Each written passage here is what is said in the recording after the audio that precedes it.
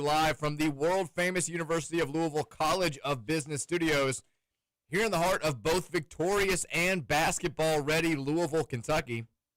Hey, Cards fans. Take your career to new heights with an MBA from the University of Louisville. The full-time MBA is an innovative 12-month program that accelerates your career trajectory with convenient in-person evening classes. Competitive 11-month paid internship opportunities provide you with valuable industry experience as well. It's the MBA that pays. Get started today, and you could earn your degree in just 1 year. The first step is visiting business.louisville.edu. We're on the air today from 2:32 until 5:30 here on 1450 AM, 96.1 FM. Streaming across the land, including on the Big X Sports Radio YouTube channel, airing live on WBNA Channel 21. You know what's better is the Big X. It's Mike Rutherford. It's Roman Kelly. It's a special edition of the show. You don't get shows like this every day, folks. You've got Victory Monday. The Cards, somehow, some way, get it done in Blacksburg, keep the dream alive, move up to number 14 in the AP poll, are now getting widespread playoff projections. We got that going on.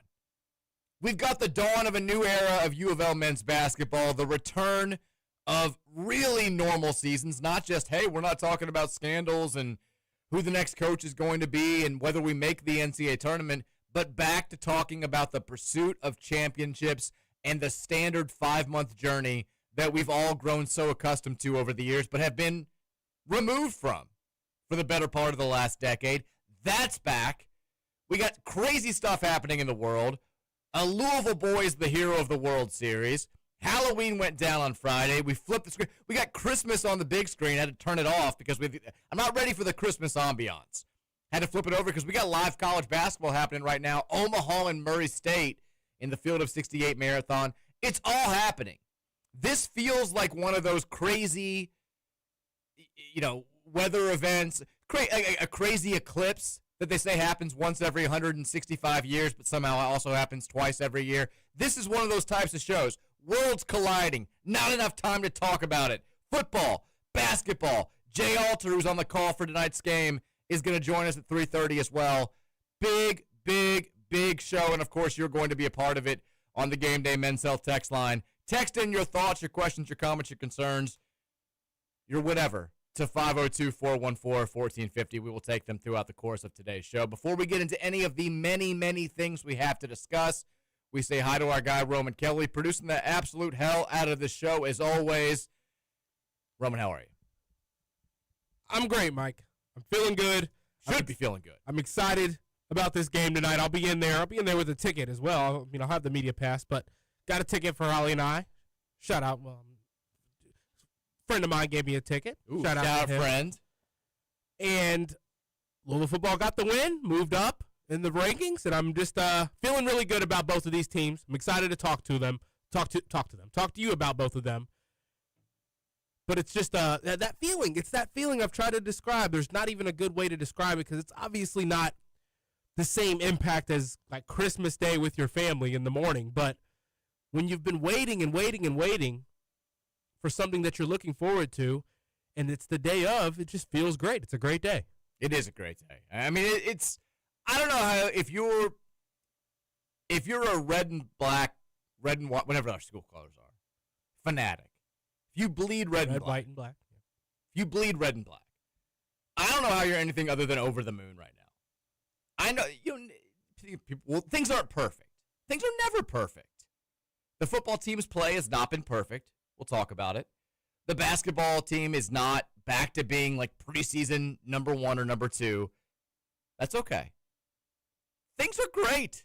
Things are freaking awesome.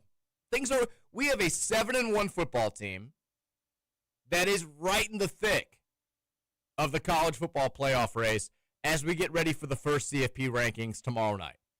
We have a basketball team that seems to have all of the pieces necessary to get back to pursuing conference and national championships. And it all starts tonight. These are the times. Soak it up. Cherish it. Hold on to it for as long as you can. Let's have some fun for the next 3 hours. Roman, how was the weekend, buddy? I know you enjoyed the game on Saturday. You were calling the Midway game, though, as well. How did that go? How was the Halloween? I had a great viewing experience, Mike, because I missed the whole first half. Oh, no. The game, I finished. I was back in the car, done with Midway, ready, like driving back to Louisville, leaving their parking lot at like 4:25. And I purposely decided not to turn the game on. Or it's like maybe like 4:15. Went to the gas station, got out of that, and it was like getting on the highway at 4:25. I said, I'm not cutting the game on. I'm going to just listen to music all the way home. I don't care what's happening. I'm waiting until I can get in front of this TV and relax. I'd also like been getting sick with this. I was super congested all weekend with this mucus. Like I couldn't breathe out of either nostril, basically. And when you go to blow your nose, it was super tough to do. Don't get me sick now. Well, I'm feeling not right now. Feeling a little bit better today, as of last night and this morning. But I just listened to music the whole way home. Got home, cut the game on. Halftime starting.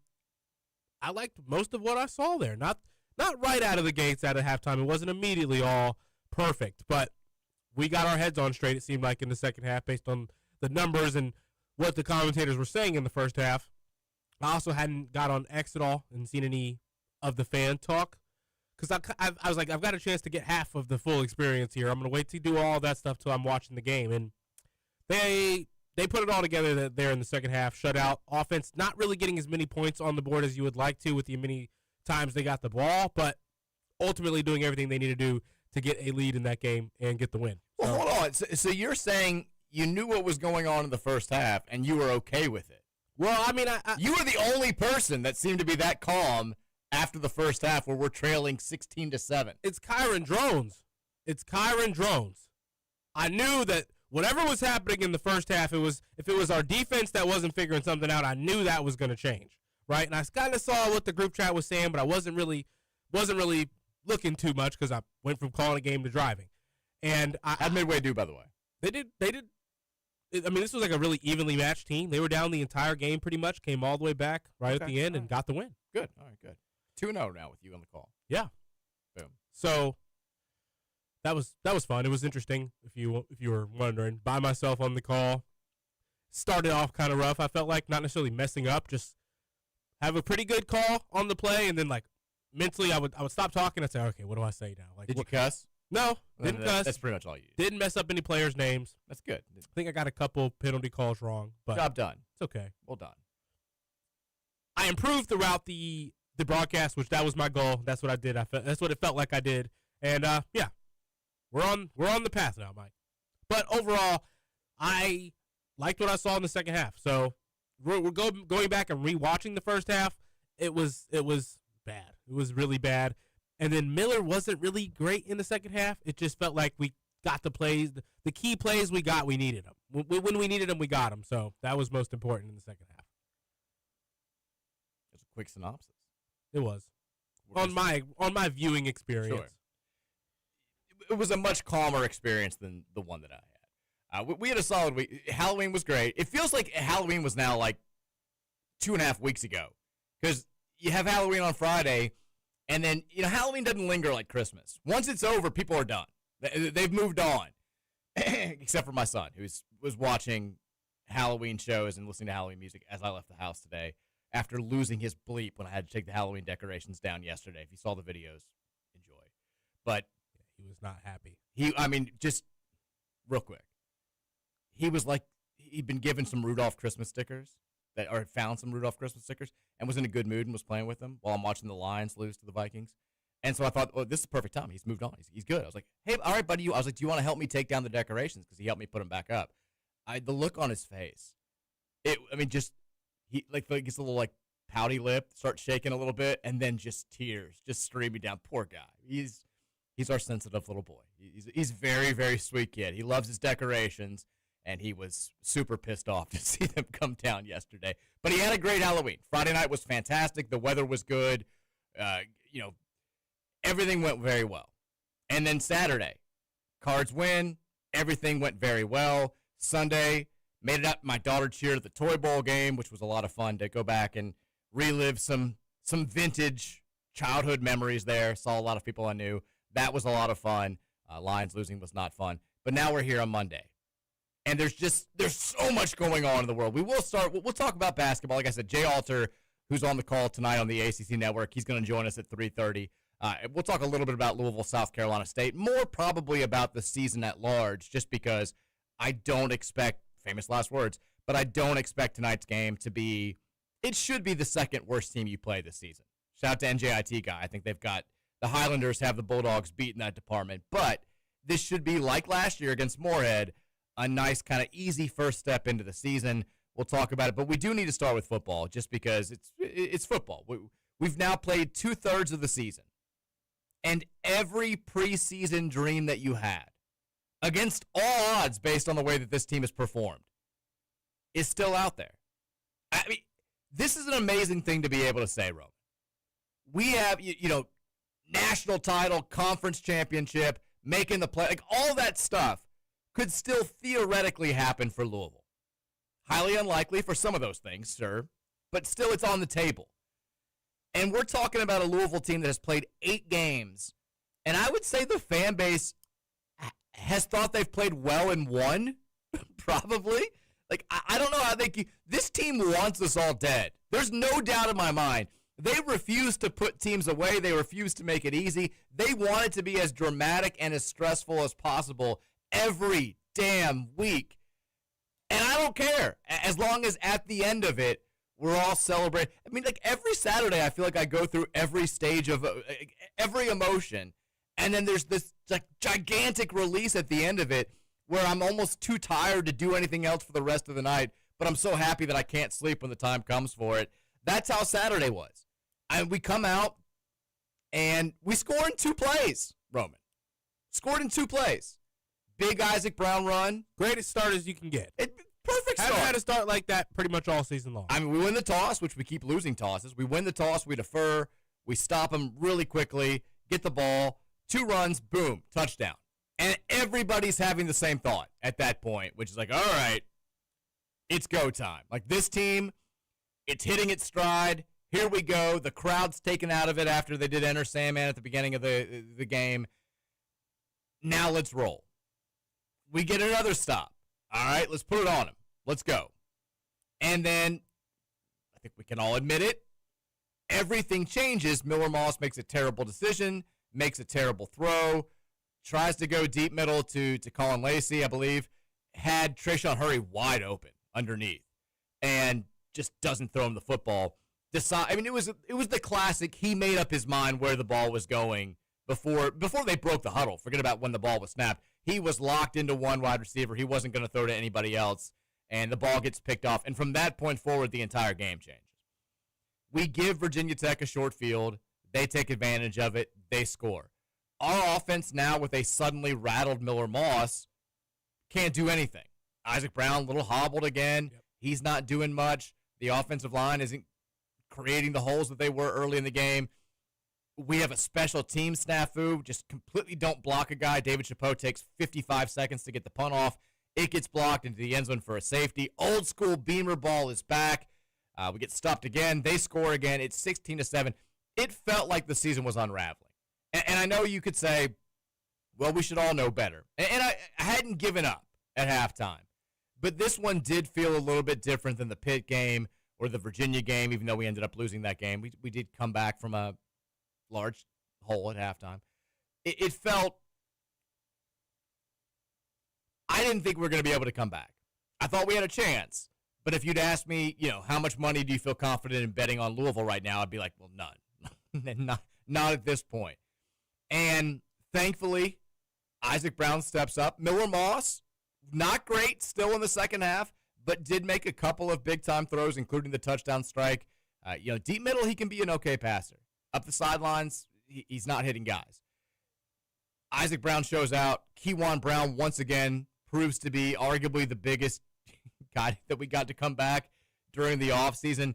And then, my God, the defense, Roman. The defense. By the end of that game, I was like, I don't care if we had to play another full game against these guys. These guys aren't scoring unless we give them the ball at our own 25. Mm-hmm. If we're winning the field position battle, they can't move it against us. Kyron Drones can't hit a moving target to save his life. He's an athletic kid. He's a big kid. He's got a strong arm. Can't throw. He doesn't know where that ball's going. And thank God he didn't, because he had some guys open in that game. My goodness. Yeah, there were some. The defense was incredible in this game. He missed 2 or 3 touchdowns. We also had it could have been a lot worse for the defense. Those numbers are a little bit inflated because Kyron Drones, can't hit any sort of moving target, and because the one time he came close to throwing a really good pass, the kid just dropped it up the left sideline. So yeah, Justin Nagu got burned badly a couple of times, but the defense completely saves our ass again. The offense does enough in the second half, and this one, to me, this felt like the Pitt game, where it was just waves of relief. I still am concerned about the way that we're playing if we're looking at our likelihood of winning the next 4 games, and certainly that concern is mounted now with the injury to Isaac Brown, which we'll talk about momentarily. But at the end of the day, the main thing is the main thing, and the main thing is this team is 7-1. This team is right there in the thick of the ACC championship race. It's all out there for the taking. They got to clean up a few things, but God, we've said it after every single game, and they just keep finding ways to win. I don't know if they're going to go 11-1. I don't know if they're going to make the playoff. I do know this. This group is tough as bleep. They are absolute dogs. They don't play perfectly, but they've got guys that have just found a way to get it done. And I like analytics. I look at all that stuff. I think predictive metrics are wildly helpful. I think more times than not, they're very accurate.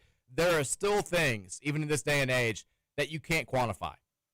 And sometimes you just have teams that find ways. Sometimes it catches up to them in the end. But as of right now, it feels like this team has no business being 7-1. And yet here we are. All the issues with the run game, all the issues with guys staying healthy, all the issues with Miller Moss, some breakdowns in the secondary, having to replace basically all of last year's secondary. They're still 7-1. They're going into the second week of November with everything in the world to play for. I couldn't be happier. Would love to see a cleaner effort this weekend. But at this point, I'm like, to hell with that. Just keep winning. I don't care how it looks. Just keep winning. Roman, your thoughts? Same thing, Mike. Do whatever you have to do to win.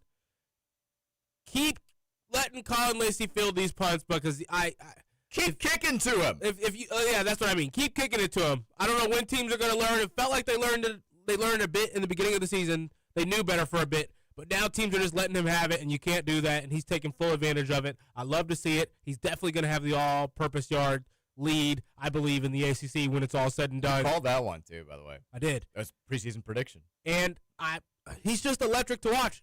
He had the one drop where the guy kind of knocked it out of his hand a bit. That ball was behind him. Should have been better throw. It's an easy catch. That's where I was like, you. That's not a hard throw to make for a quarterback at that level. Like to see, there's like 6 throws. I'm just like, gosh, Miller, you've already made that throw this season plenty of times. Mm-hmm. And that's what's tough. It's one thing when it's a throw that we haven't seen him consistently make all season long. When he's missing those throws that he has made, or it's guys that aren't, like they're open. If where the ball would hit them, they would be open. They wouldn't have contact on the catch. You've got to get that to the receiver's hands. You have to. And he hasn't been doing that, and that's tough. But outside of that, Mike, I'm ecstatic. I think that this team has the opportunity to do something amazing. I'm scared of the SMU game and the Clemson game now. But I'm scared of every game. I'm terrified of Cal this weekend. Are you kidding me? Cal could absolutely come in here and beat us. There's no team in the ACC right now that if you line, we couldn't blow out Boston College. I don't think we can blow out anybody. So, yeah, I'm terrified, but I find comfort in the fact that this team just continues to find ways to win. I couldn't believe. You mentioned early in the season, the word kind of got out about Colin Lacey in the return game. I think Jeff was even asked about it on it was either his coach's show or was the weekly press conference last week. And he was talking, and actually, you know what? I think it was right before the game with Paul Rogers. I was driving around running some errands and listening to the pregame, and he got asked, teams have kind of figured out that they can't kick it to him. And Jeff was like, yeah, we're seeing a lot of, high kicks, high punts, or punts that are just directed away from him. And that's what happens when you have a couple of big returns, and you expect more of that moving forward. It was like Virginia Tech was the only team that didn't see that on film. And then even when he returned a couple for huge gains that flipped the game, they were like, I don't think he can do it again. They just kept kicking to him. I was like, thank God, because we were a limited offense at that point.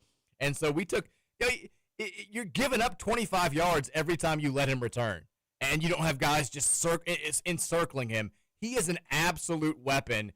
And if we don't have that special teams play this season, we probably have, a couple more losses? He's been that good, that meaningful, that impactful, and that was a huge part of Saturday's game. And then he was more involved in the passing game. Chris Bell was dinged up. There's no question about that. Still had 8 catches, still was Miller Moss's favorite target, but they did get him more involved in the passing game. They tried to get him involved in the running game once. That didn't work out great.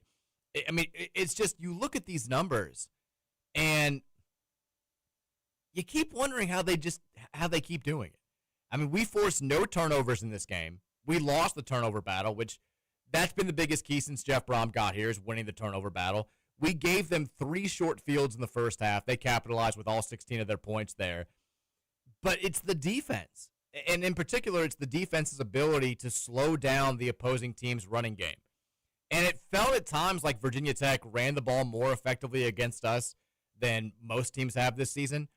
They still finished with 164 yards and 4.1 yards per carry on 40 rushes.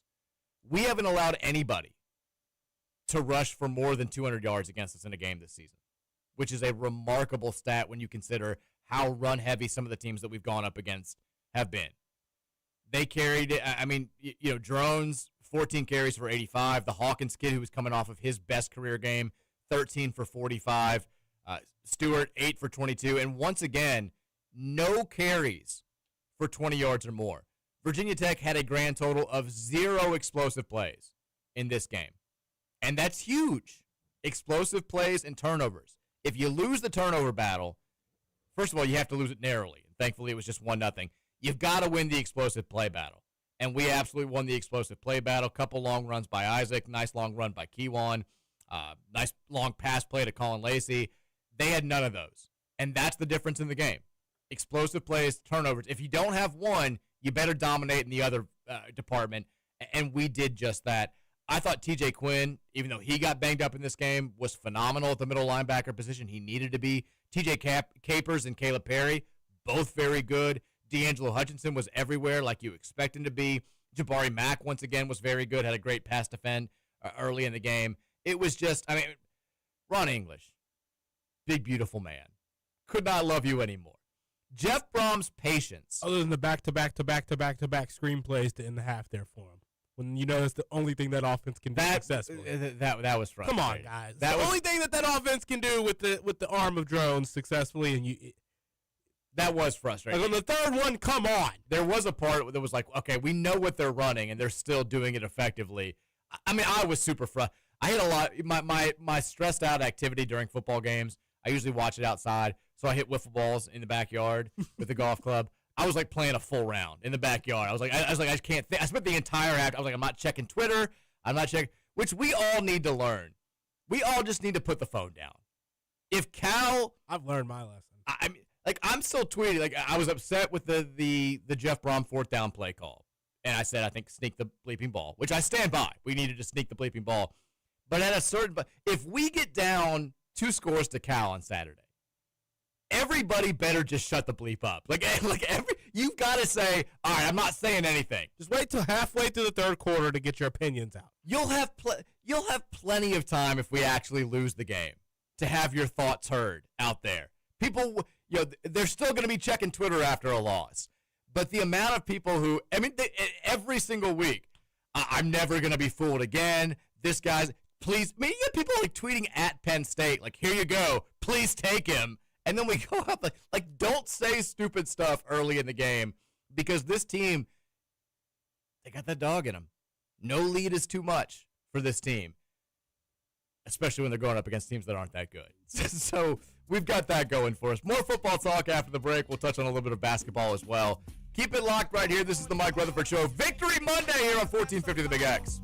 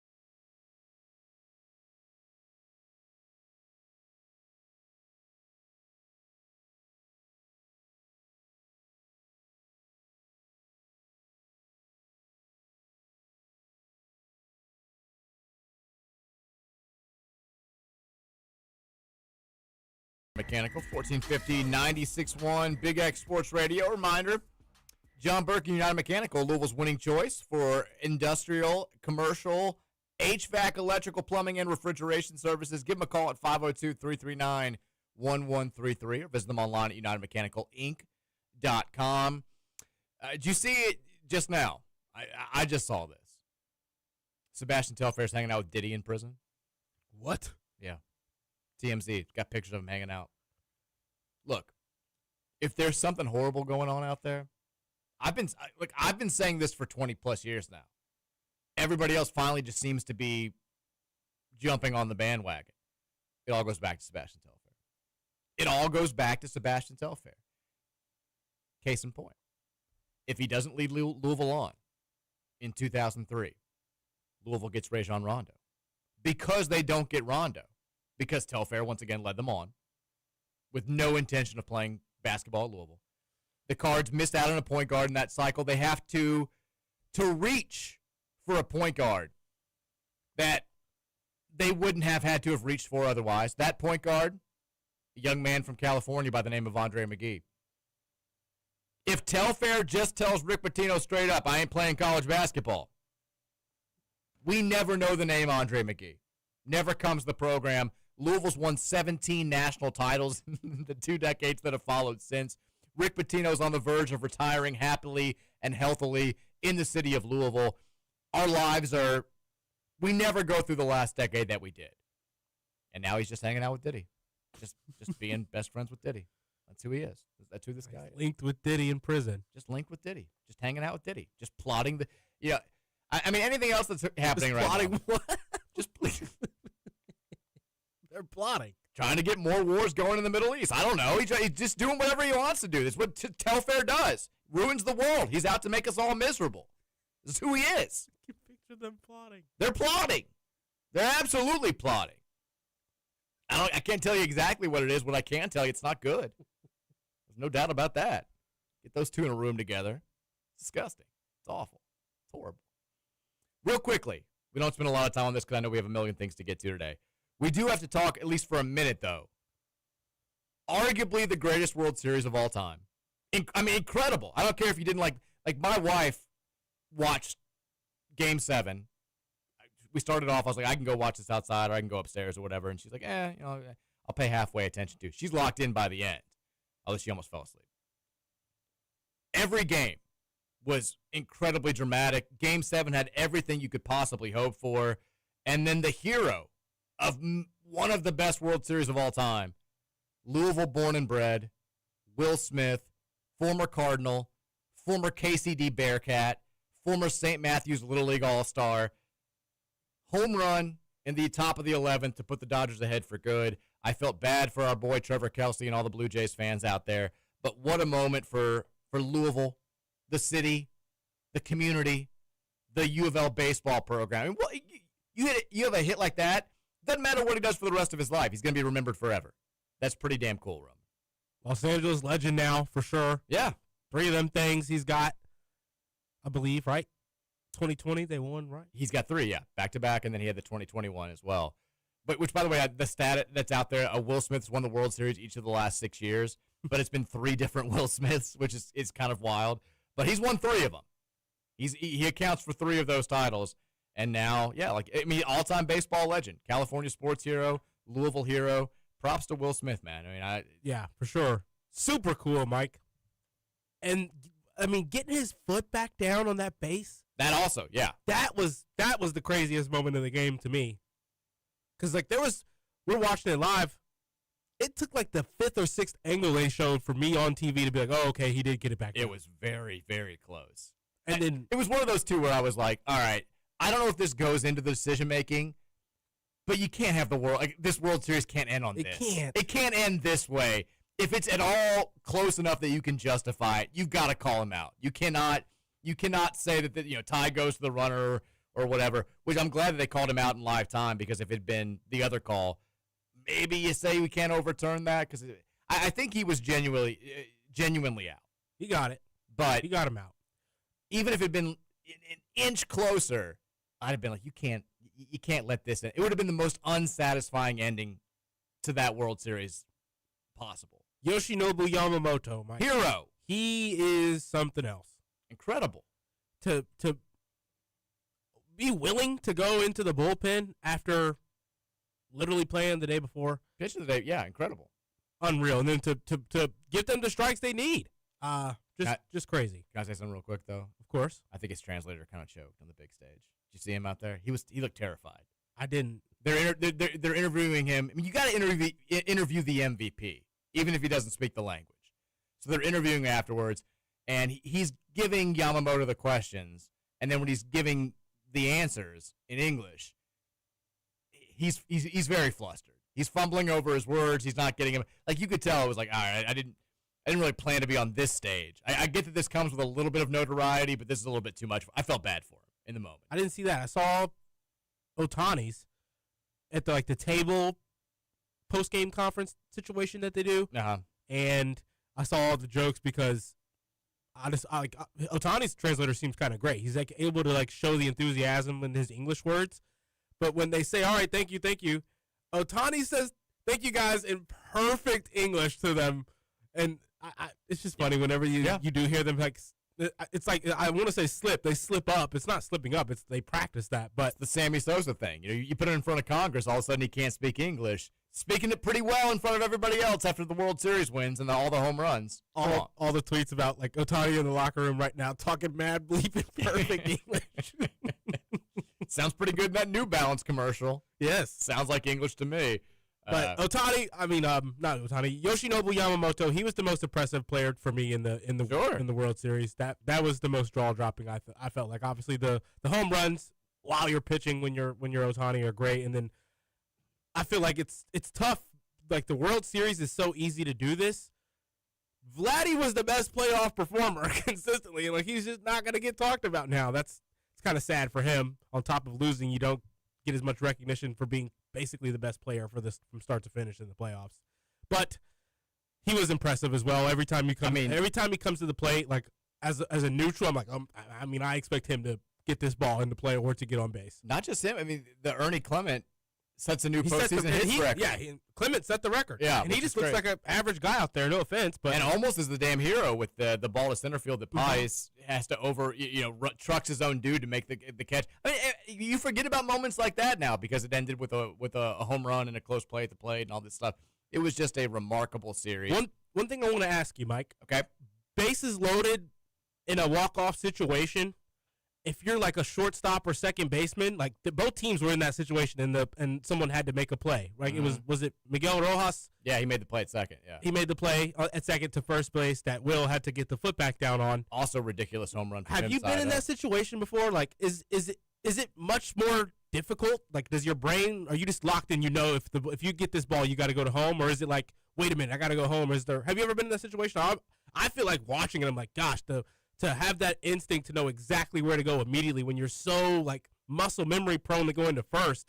I mean, I get there I think it's series, but I've always just wondered how much more different that moment is. I think it's easy. Anytime you can turn your baseball mind into a one-track mind, I think it simplifies the game and slows everything down. If you know, hey, this comes to me, I'm going home, it's a lot easier than, all right, if it's hit hard enough, we're going to try to turn the double play here. If it's not hit hard enough, we're just going to, there's so much that goes into it. Breaks the game down to a very, very simple level at that point. That's also, I think, one of the coolest things about baseball and how different it is from other sports is that game came down to this pitch can go one way and they lose, or it can go one way and they win. And it happened 17 different times, it felt like, which was crazy. Great series, great theater, absolute cinema, and glad that a Louisville boy is the ultimate hero there. All right, getting back to football here. We'll talk a little basketball momentarily. Okay, I need to clarify something before we get into this. Make sure you're listening very carefully, because this is not me saying this. This is not coming from Mike Rutherford. It's not coming from Roman Kelly. These are national college football writers that are putting this out there. So Louisville, we don't know where they're going to be in the CFP rankings. They're number 14 right now in the AP poll, which as of 28 hours from now will become entirely meaningless. Once the CFP rankings come out, those are the rankings of note. Those are the rankings that matter. Those are the only rankings that anybody pays attention to. I assume we'll be somewhere in that 15 vicinity when it comes out. But there are a lot of folks after this week's action, which saw Miami lose to SMU, in overtime. Georgia Tech lose to NC State. Keith Wynn called it. And now has a log jam of teams with one loss behind still undefeated Virginia, which has lost to an ACC team, which still is just insane to say out loud. There are lots of folks who think that Louisville is now the team to beat in the ACC. And as a result of that, there are lots of folks that are now predicting that Louisville is going to be the ACC's representative, perhaps the only ACC representative in the college football playoff. I'm trying not to look, but this is the classic. You're on South Beach in Miami, and someone's like, hey, that girl over there is topless. I haven't been in that situation. I have. Now, I was single back then and younger. Didn't feel like a creep. If I'm there, like, vacationing with my wife and kids, it's going to be very tough not to look. But I will try. I'm trying not to look at some of these playoff projections. And just as I would have on South Beach, I'm failing miserably. You can't tell me that and have me not look. Case in point, again, second time. Brett McMurphy, one of the most respected writers in all of college football, Roman. He has Louisville not only in the playoff, he has Louisville hosting BYU in the first round in a 7-10 matchup. Can you imagine the culture shock of those Mormons? coming to town, drinking, being tempted with bourbon at every stop, and then having to go inside L&N Stadium and listening to Nuck If You Buck and swagging and surfing. I want that matchup. McMurphy predicts that we would win that game and then go play Texas A&M in our home away from home, New Orleans, Louisiana, in the Sugar Bowl in the quarterfinals. I mean, it's too much to talk about without getting goosebumps. It is. And other things. And he's not alone, Roman. Josh Pate, who's got one of the most popular national college football podcasts, is now also predicting that not only will we make the college football playoff, but that we will host Notre Dame in the first round. Imagine, if you will, first round playoff, L&N Stadium. We've never hosted a game of this magnitude. And the opponent sell out. The opponent's not, of course it would sell out. The opponent's not just, no disrespect to BYU, but Notre Dame is Notre Dame. Second most wins in the history of the sport. Most, I think, claimed national titles in the history of the sport because they won every national title from 1896 through 1927 or something along those lines. Imagine getting those guys on your home field in a game where it's win and advance for a shot to play for a national championship. I can't even stop. You're telling me not to think about it right now. I can't stop. I can't think about anything else. It's the opening night of the college basketball season. I've written 15,000 words about it today. Please go read some of them. SBNation.com so I can justify having a job. I can't think about anything besides Louisville being in the playoff, Roman. The dream is out there. It's so close, but so far away. That was gonna be my point, Mike. We just watched madness happen in the ACC. We've watched madness at the quarterback position. We've watched him lose a game that we felt like we should have won across the board against a team who's unfortunately doesn't have a loss against their name right now in the ACC. I like to think that, like, the college football playoff, like, voters, when it comes down to it, like, they're gonna not like that too, right? Surely they're football purists, and they don't like that idea of them having lost to a team that would negate them from being in the position that they're being in if it was a quote unquote conference matchup. Which I was so confident about them losing to Cal too. It was my biggest bet of the weekend. I bet on it. I put my money where my mouth was, literally. Jeez. And then watched Virginia just go out there. Yeah. Kind of. It wasn't even like a fluky win. They won that game kind of fair and square. Close game. Not as close as they won by 10, but it was with a late pick six. But they were in control from start to finish. I hate Miami just lost again, Mike. Yeah. Like, I'm not saying that these are the reasons that make me feel like Louisville is going to lose again, but SMU can be way better than we actually feel like at the moment, and they're going to be, by the time we play them, they're going to look like one of the best teams in the ACC. You never know. I don't care if we're playing like Arkansas State next week. We could lose to Arkansas State. That's where it's like, as much as it's right there in our grasp, until it's happening, until we're on route to that ACC title game, I'm not going to really let myself get ahead of what I desire. You're acting like I want this to be the case. I can't stop myself. I've got no self-control. You can't put that out there and have me think about anything else. I mean, I'm reading the words Louisville hosting playoff game and advancing to the quarterfinals. I can't stop thinking about it. I don't want to because I think and see all the same things that you just said.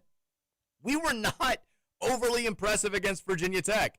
We were extremely underwhelming against Boston College. In hindsight, maybe a little bit lucky to win against Pitt, both in the game and with regards to the fact that they weren't playing their superstar freshman quarterback. James Madison thinks that they should have beaten us. And yet we're still here, still in this position. I can't stop thinking about it. I also can't stop thinking about us getting to the precipice of being so close we can taste it, and then having to rely on Miller Moss. That's where I keep going. Because here's the deal now, moving forward. Jeff Brom had his weekly press conference today, which I just saw the quotes. Rocco Gasparo left the J off of Jeff in the headline, and so it says head coach F. Brom, which looks like he's taken out some inner frustrations on Jeff just based on the headline. But Jeff Brom gave an update today, and all he said about Isaac was kind of the same thing that he said after the game, which was that he'll be out for, quote, a while. It was pretty clearly a hamstring injury. The only question is, is it a pull? Is it a tear? Is it something else? Even if it's just a pull. And if he's saying he's out for a while, he's either he's got a pull or it's a tear, and Jeff's just not going to say that he's done for the season. I can't imagine that that's the case. But we just saw Lamar Jackson have a hamstring injury. He missed 3 full weeks.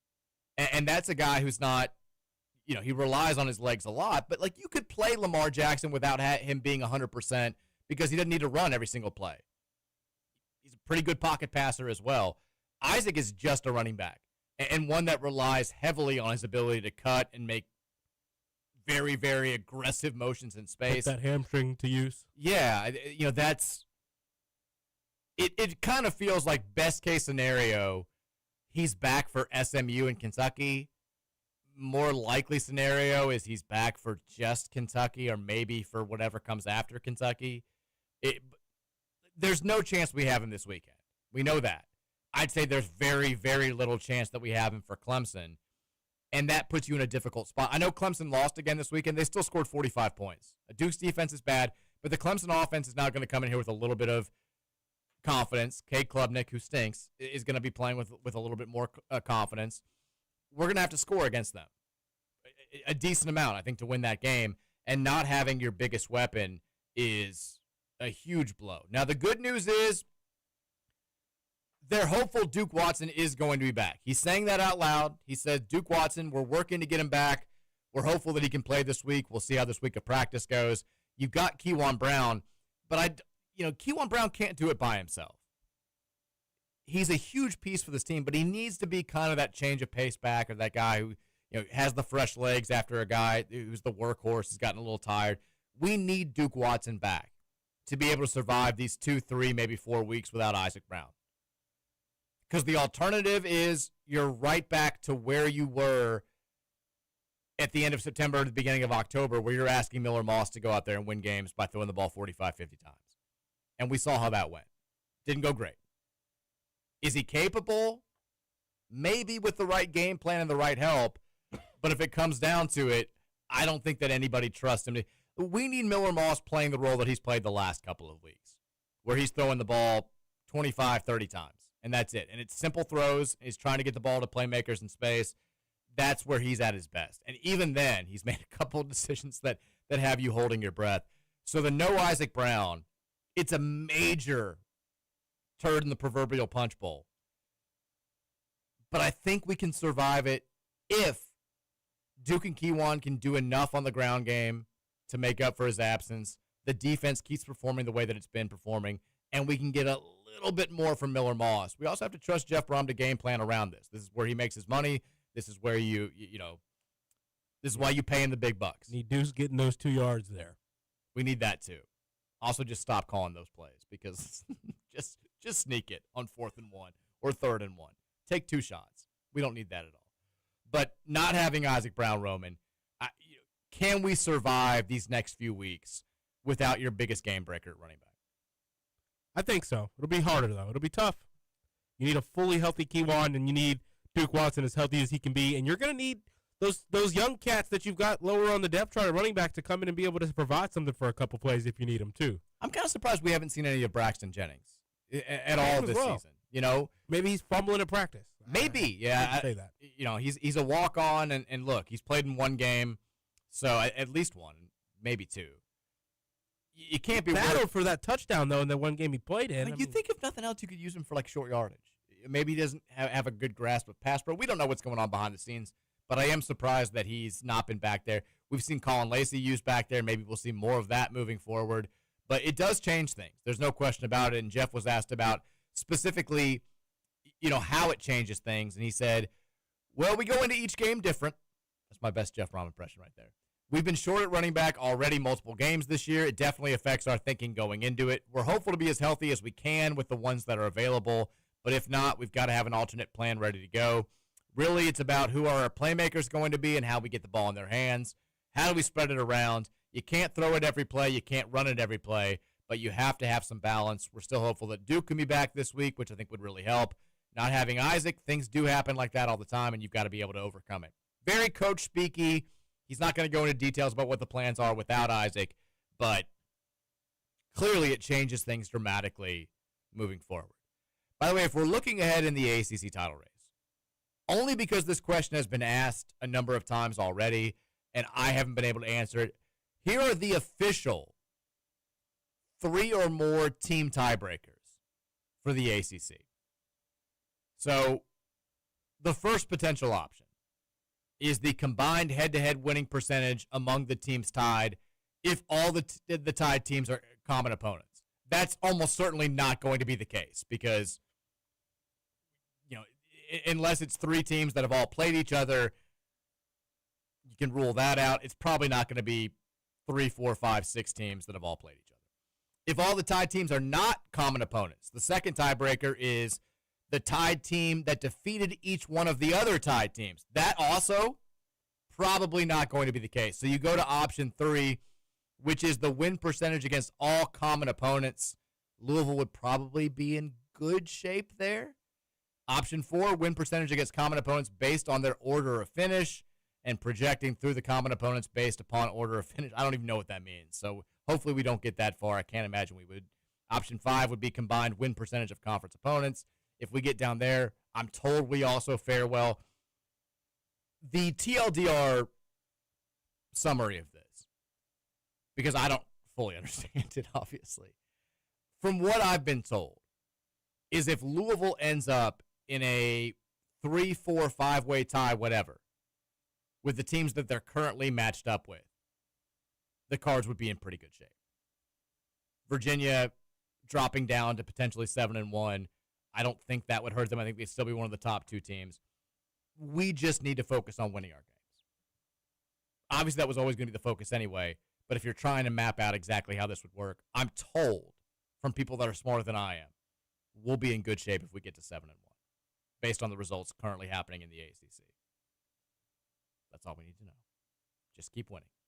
Just keep winning. Just keep moving forward. We only have a couple of minutes here, but let's talk real quickly about tonight's basketball game. We'll talk more about basketball in general a little bit later in the show, but Louisville will open the season tonight against South Carolina State. Roman, would you like to hear a quick synopsis on the Bulldogs? Always. Let me hear it. South Carolina State. Good program from the MEAC, which is pretty much the lowest level of D1 basketball. They made it to their conference tournament championship game last year. They lost by a single point against Norfolk State. They had won 11 straight games going into that game. They lost 66-65. That's the only thing that kept them out of the NCAA tournament. Now, we made good money on Norfolk State last year. You remember that? You love the Rams. You're a big Norfolk State guy. South Carolina State almost took the MEAC title from them, though. Now, unfortunately for them, as tends to happen at that level, when you have a good season, they lost almost all their good players from last year's team. They lost their best player in Drayton Jones, who transferred to Butler, and they lost 5 other guys to transfer, 2 other guys to graduation, which means they brought in 8 players from the transfer portal. And as you might guess, none of these are really big-time names who are going from a high level to South Carolina State. They do bring back the guy who is the preseason MEAC Player of the Year in Jaden Johnson. Now, this is a weird thing.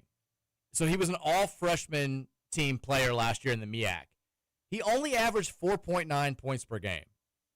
That's how bad it is at the low major level of college basketball. If anybody averages basically any more than that, they get picked off by bigger programs. And so you end up with the perceived best player in the entire conference going into the season being a guy who only started 12 games last year and only scored a total of 156 points. It's sad state of affairs, but where Louisville could put up a monster number tonight. Whatever the team over is for Louisville, I expect them to clear it. I think it'd be a lot like last year's blowout of Morehead State. They should handle business tonight against this team. They'll be good when they get late in the MEAC season, but right now, Louisville should feast this evening. We'll talk more about basketball moving forward. But before we do that, Jay Alter is going to come up on the show after. He's on the call tonight for the ACC Network. We'll get him on the Collier Law Firm hotline after the break. Keep it locked right here. It's the Mike Rutherford Show on 1450 and 96.1, The Big X.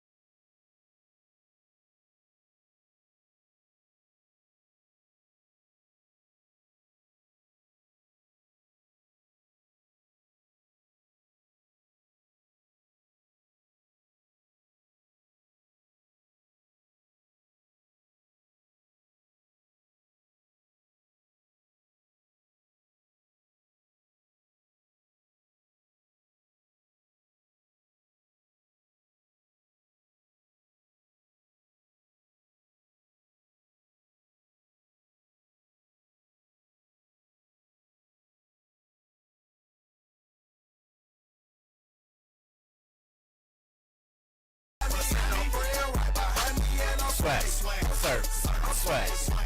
I don't know if they'll do the swag and surf at the basketball game tonight, but hopefully that guy who's trying to orchestrate it on the football side of things will be out there doing the Lord's work again this evening. We'll find out. I mean, it's a new season, new basketball traditions, new things happening. One constant is a man who's been calling a number of Louisville games over the years, Jay Alter of ESPN and the ACC Network. He's on the call tonight with Terrence Oglesby. You'll hear it at 9 o'clock on the ACC network as the U of L kicks off its 25-26 campaign against South Carolina State. He joins us now on the Collier Law Firm hotline. Jay, how are you, my man?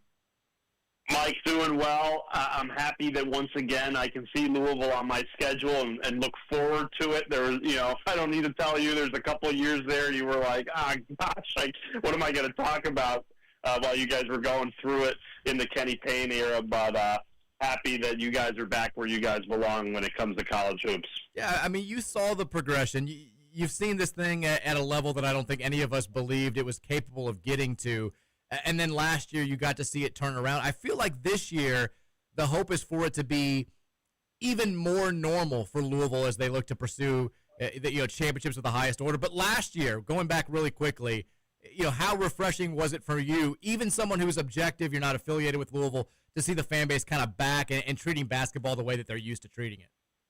Yeah, I had the pleasure of doing that New Year's Day game against North Carolina, and I just thought, that's what it should be. I remember walking out of the Yum Center just thinking, okay, I don't know if they're going to go win an ACC championship this season. They got damn close. But that's what it should look like. That's what it should sound like. And I knew that from that game on, Pat Kelsey had already done what he said he was going to do, and that was revive this program. And yeah, I think in year 2, you've got every expectation that he'll continue the progression of building this thing back to where it truly belongs. I mean, we're certainly jaded here, so it's nice to have an objective eye on this. When you look at this team, preseason number 11 in the country, put up a lot of points in their last exhibition game against Bucknell. What stands out to you the most about this group of Cardinals? Gosh, they got a bunch of elite perimeter shooting, Mike. I mean, this isn't just one guy who, shot 40% once in a season. You've got McNeely, who's done it at this level for 3 years. You have Ryan Conwell, who was terrific at Xavier last season, but had done it the year before that at Indiana State. I like Adrian Woolley a lot. I don't know how he fell to Kennesaw State last year as a freshman. These are guys that if you had one of them, you'd feel good about your perimeter shooting, right? But you put all of them on a roster, and we haven't even mentioned Michael Brown Jr. So I just think when you're a team that can shoot the three reliably, I always go back to Jay Wright's Villanova teams, right? Doesn't mean you're going to win the national championship every year, but boy, you're going to give yourself a chance to win every single night when you can knock down threes as reliably as this roster can. Yeah, we were talking about it after the second exhibition game against Bucknell. Louisville goes out there. They go 23 of 46 from three. If that had been a real game, that would have been a school record. They're going to break that record this year for most threes in a game. And when they might do it tonight, Mike. They might do it tonight. I was going to say, no disrespect to South Carolina State. They're a very good defensive-minded team from the MEAC. But when you look at a team that doesn't have the pieces that Louisville does, they want to play up-tempo. For you as an announcer, that has to be kind of, you may see Louisville hit like 27 threes tonight. That could be exciting. They're going to take enough to let that be possible, right? They are not shy. They're going to let it fly. What I will say is you're right about South Carolina State being defensive-minded, but they do it at tempo, right? Mm-hmm. They're one of these full-court pressure teams, so they're going to speed the game up, and Louisville's going to say, great, if they can break the press, it's just going to be a very high-scoring affair, back-and-forth track meet. So, yeah, there's going to be some opportunities for sure, and we're looking forward to it. When you look at the ACC overall, because I know you call games for virtually every team in this conference, a lot of talk this season about the need for this conference to take a step forward, only getting 4 teams in the NCAA tournament last year, North Carolina being a controversial selection. They go out, NC State gets Will Wade. You've got Odom going to Virginia. Both of those teams have competitive rosters. Are you buying the ACC taking a step back in the right direction this season? Has to, Mike. Yes, absolutely. And I'll say this. I do think the narrative, and I know I'm biased because I do a lot of ACC basketball, but I think the narrative was overblown in the previous handful of seasons. I think last year might have been the first legitimate year where you can say, okay, the ACC just did not do enough in non-conference play to merit being, with the SEC. However, I think when you still look at historically, the teams that get into the NCAA tournament from the ACC do very well, and I wouldn't be surprised if you have two ACC teams in the Final Four in Louisville and Duke, right? That just wouldn't surprise me. And I think you're going to see more teams get in across the board. The problem with the league last season is the bottom was so bad. And it just drags everybody down with you. I don't think the bottom of the league is going to be what it was. I look at a team like Miami. Like, Miami's instantly going to be a lot better. They kind of are doing what Louisville tried to do a year ago, right? Which is just have that 1 year turnaround. And I think I wouldn't be surprised if they're in the top 5, 6 in the league. I think NC State, same thing. They're going to be in the top 5 or 6 of the league. So I do think you're going to have these programs that really fell off a cliff last year bounce back, and that will strengthen the league overall. We're talking with ESPN's Jay Alter here on the Collier Law Firm Hotline. Again, with your objective eye, and feel free to be honest. We're very honest about this team here on this show as well. A lot of great outside shooting on the squad, a lot of good offense. Michael Brown looks like he's going to be electric. If there's a weakness for the squad, or at least something that gives you pause, what is it? Well, the one thing I said to Pat Kelsey this morning at shoot-around was, where do you replace the Chucky Hepburn, gamerness, in the sense that he had been in so many big games and so many wars, and you just trusted him to make the winning play? Like, where is that on this team? And Kelsey was honest. He's like, I'm looking forward to seeing where that comes from. You know what I mean? Like, I can't, ball hasn't been tipped yet, but, when we're sitting here at Thanksgiving, or we're sitting here in December or in January in conference play, I know that there will be an answer, right? And hopefully for Louisville, it's collective, right? But when I looked at the roster, it's like, when that Chucky Hepburn mentality of just I think the trust factor. And I know Michael Brown Jr. is incredibly talented, but he just hasn't been in the spot over and over and over again at this point in his career. It is crazy to go from, kind of the consummate college point guard in Chucky Hepburn, who'd been a 3-year starter at Wisconsin, started for Louisville last season. He's on the Raptors roster right now, but nobody predicted him to be a NBA All-Pro or anything like that. And then go to a true freshman superstar who a lot of people do have as a top 5 pick. I mean, it has to change everything about, as mature as the kid is, it's a little bit different not having Chucky out there doing the things that he was able to do. You got to kind of emphasize the good and maybe block out the bad a little bit with Michael Brown. But do you think it can work for Louisville with a true freshman point guard? I think the ceiling's a lot higher, right? So that's why you do it, because can Michael Brown Jr. win you a national championship, an ACC championship? Yes.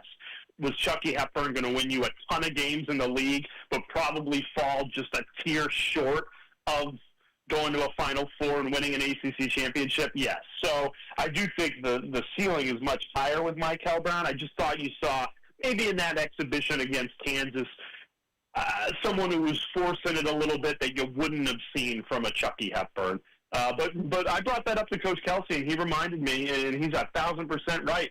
It didn't happen for Chucky right away either. He kind of had some growing pains in November, and then kind of turned it on in the Bahamas, and they never looked back. But it was a good reminder that it doesn't have to look perfect tonight, right? It doesn't need to look perfect even 8 days from now when you got Kentucky. It doesn't need to look perfect. As long as by the end of the season, when it matters most in March, you're getting the most out of this team. You've been doing this for a while now. How much more difficult is it to prepare these days with what feels like entirely new rosters across the sport than maybe it was even as recently as 5-6 years ago? This is impossible. It's like crazy. I'm going through. It's not just you guys, right? It's everybody. So I got NC State against VCU 2 weeks from tonight, and I'm starting to peer ahead. I'm like, you don't know any of these names. You might know the names, but you don't know them in this capacity. Obviously, I've called Isaac McNeely for 3 years at Virginia, but it's just jarring to now see him playing for Pat Kelsey in Louisville. So I would say this. Thank goodness I call college football, which is, you need to know 50 guys on each side, because it still makes it more manageable when basketball rolls around. That even in a worst-case scenario, you need to know 12 guys on each team. So I do feel like I'll be fine, but to your point, you used to roll in to a new season and go, all right, they're returning 9 guys. I need to learn 2. Now I got to learn everybody. So yeah, I mean, a lot of new faces around shoot-around. Hopefully it's easy enough once we get into the season, but right now, definitely fresh for everybody. He's Jay Alter. You're going to hear him on the call tonight on the ACC Network. Keep Terrence Oglesby in check, please. Best of luck to you tonight, Jay. Hopefully we'll be talking to you down the line when you call more Cardinal games. Yeah, definitely, Mike, and I'm really looking forward to tipping the season off. So much excitement. The feel-good factor is back in Louisville, and it's awesome to be here. All right, Jay Alter there. Good stuff. Give him a follow on Twitter at JAlterSports, and you'll listen to him tonight. We appreciate his time there on the Call Your Law Firm hotline as we get ready for the start of hoops here in the Derby City. Reminder, call your law firm if you've been hurt in an accident or on the job. They're the only place to go here in the city. They got you covered because they got your back, not your wallet, which is why their attorney fees start at just 25%. Tony Collier and the crew, lifelong Card fans, grew up in this area, also spent several years working for the insurance company, so they got their playbook. They know how to use it. Give the Collier Law Firm a call at 502-736-8141 or visit them online at collierlawfirm.com, Colyer lawfirm.com. Hurt in an accident, hurt on the job, Collier Law Firm. We have a final from, I guess, the first result for a Kentucky Division I team today, or in this season. Murray State, Roman, victorious over the Omaha Mavericks with a, what's the final score there? They won. That's all you need to know. I think they were up by 12 last time I looked. Murray State 1-0 this season as they start a new era, moving on from Steve Prohm, which did not work out well. The final score there, 85-77. Nice win for the Racers to kick off their 2025-2026 campaign. We have 6 final scores already in college basketball today. Cool. Winthrop beat Queens. St. Bonaventure beat Bradley. Suck it, Brian Wardle. Hate you Woj forever. did not get forcibly removed from that game. Woj did not get forcibly. Was there rumors that he was going to be? Not going to be. Like there was some fake report. Oh, there was a fake report that he got forcibly removed from the game? Yes. As a heated verbal altercation with officiating crew, St. Bonaventure GM Adrian, Wojnarowski was just ejected from the venue. Wojnarowski was berating the officials from the stands and was forcibly removed by security. Oh, what a wonderful rumor to make up. And it was like 45 minutes, I think, before somebody at the event, before G-Fed said that this isn't true. That's incredible. G-Fed's there? Of course he is. Of course he is. Rock Hill, South Carolina. Where else would he be? What a great rumor to start. If that's one of those where if you get caught, you're like, all right, I just tipped my cap. That's well done. Well, good on you. Good on you on the Game Day Men's Health text line, by the way. 502-414-1450 is the number there. Before we read your text, want to remind you, Game Day Men's Health, redefining men's wellness with no shortcuts, just results. Testosterone, peptides, weight loss, and sexual performance therapy. Visit GameDayMen'sHealth.com today, and you'll find out how they're defining a new era in men's health. Let's get to it. 502-414-1450.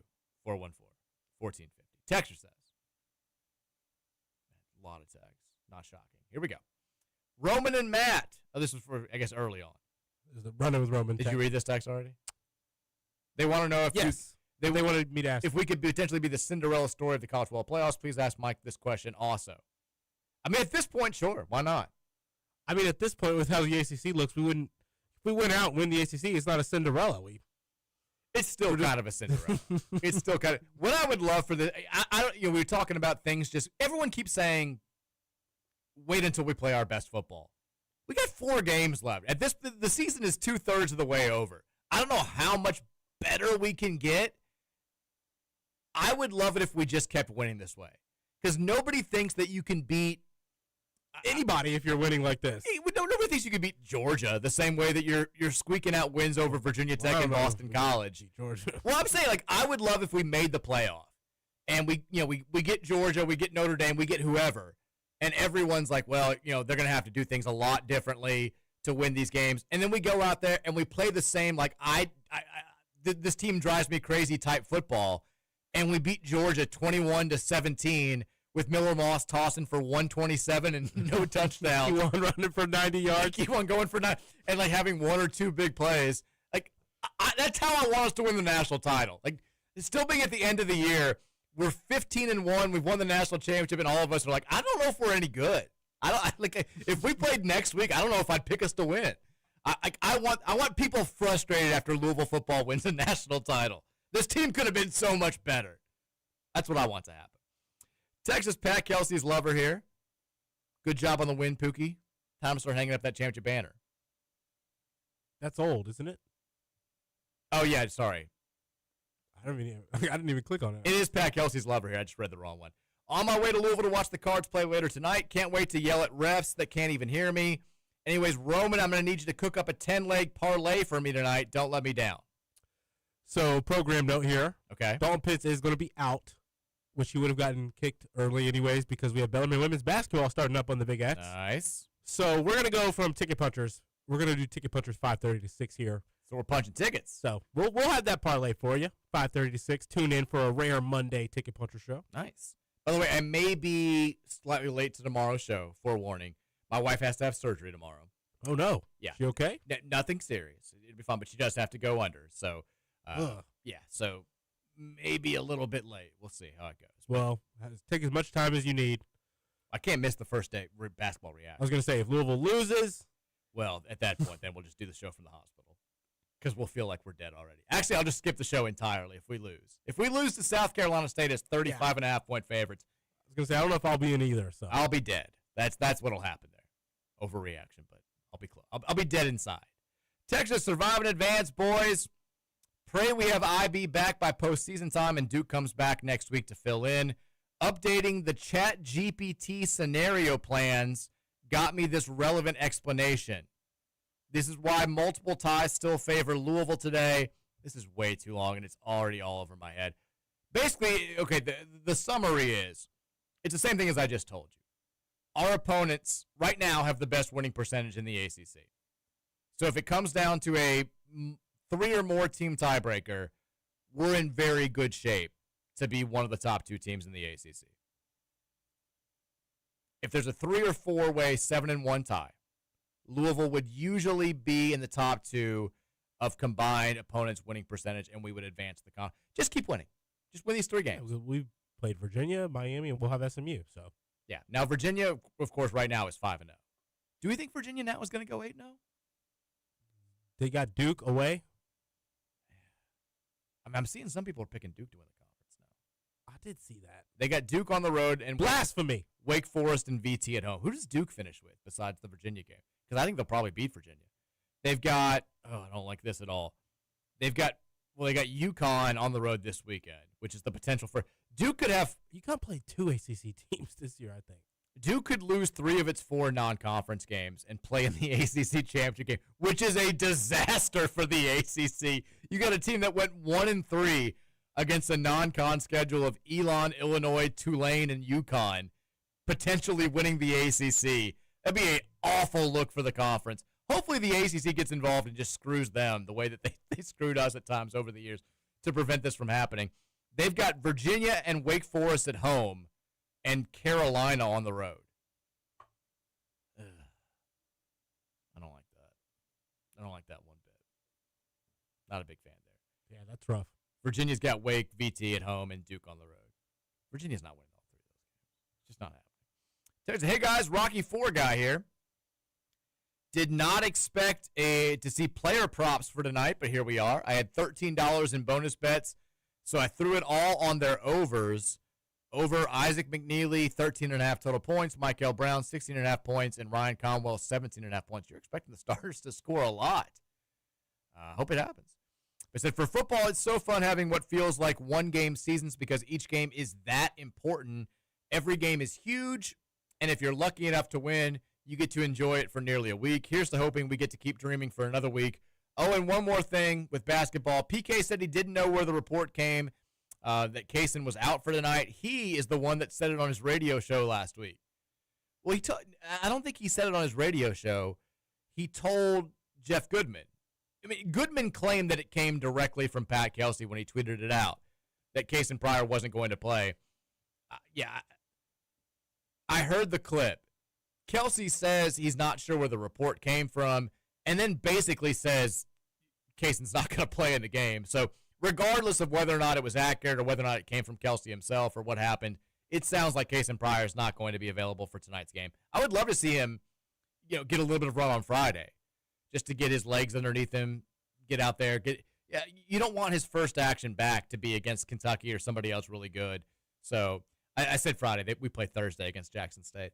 Would love for him to be able to get some run on Thursday, but I don't even know if that's how close he is. Text, hey, Mark. It was an incredible weekend of football. The Cards win, and Mark Stoops gets to keep his job on Saturday, and the Lions lose on Sunday. Well, I hate you for that. What do we think about Kentucky winning? I'm not mad at it. I think it was kind of perfect because, first of all, you knew they were going to fire Hugh Freeze the next day, which was hilarious. But they still didn't look good. They won 10-3 in what was, I didn't watch any of it because the World Series was on. It seemed like the ugliest game of all time. And then I saw the clips of Stoops winning. I mean, it has to say something that you've got Mitch Barnhart and Kelly Craft on the field out there giving him hugs. That feels like, maybe not a full-on vote of confidence, but they don't want to fire him. They don't want to eat that $38 million. They're rooting for him. Do we think he stays now? Yes. I've said all this season that they can't keep him. They're not going to keep him.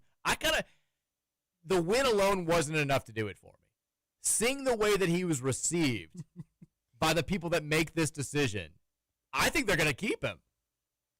They're definitely going to keep him if they beat Florida this weekend. That's who they play, right? Yes. Yeah, Florida. The way Barnhart grabbed him. That's what I'm saying. He's like a proud dad out there. That's like they made some money this game or something too, though. Maybe. Hell, maybe they feel like they saved $38 million. I mean, if you lose out, though, you lose to Florida. Well, they have their crappy FCS team. I don't know who it is. But I know they play Florida, Vandy, and then us. If you lose those 3 games and you finish 4-8, which is kind of what everybody was saying going into the season you were going to be, it's not like Mitch may say that's good enough to justify another year. I don't think the fan base is going to think that that's good enough to justify another year. They're going to be pissed off.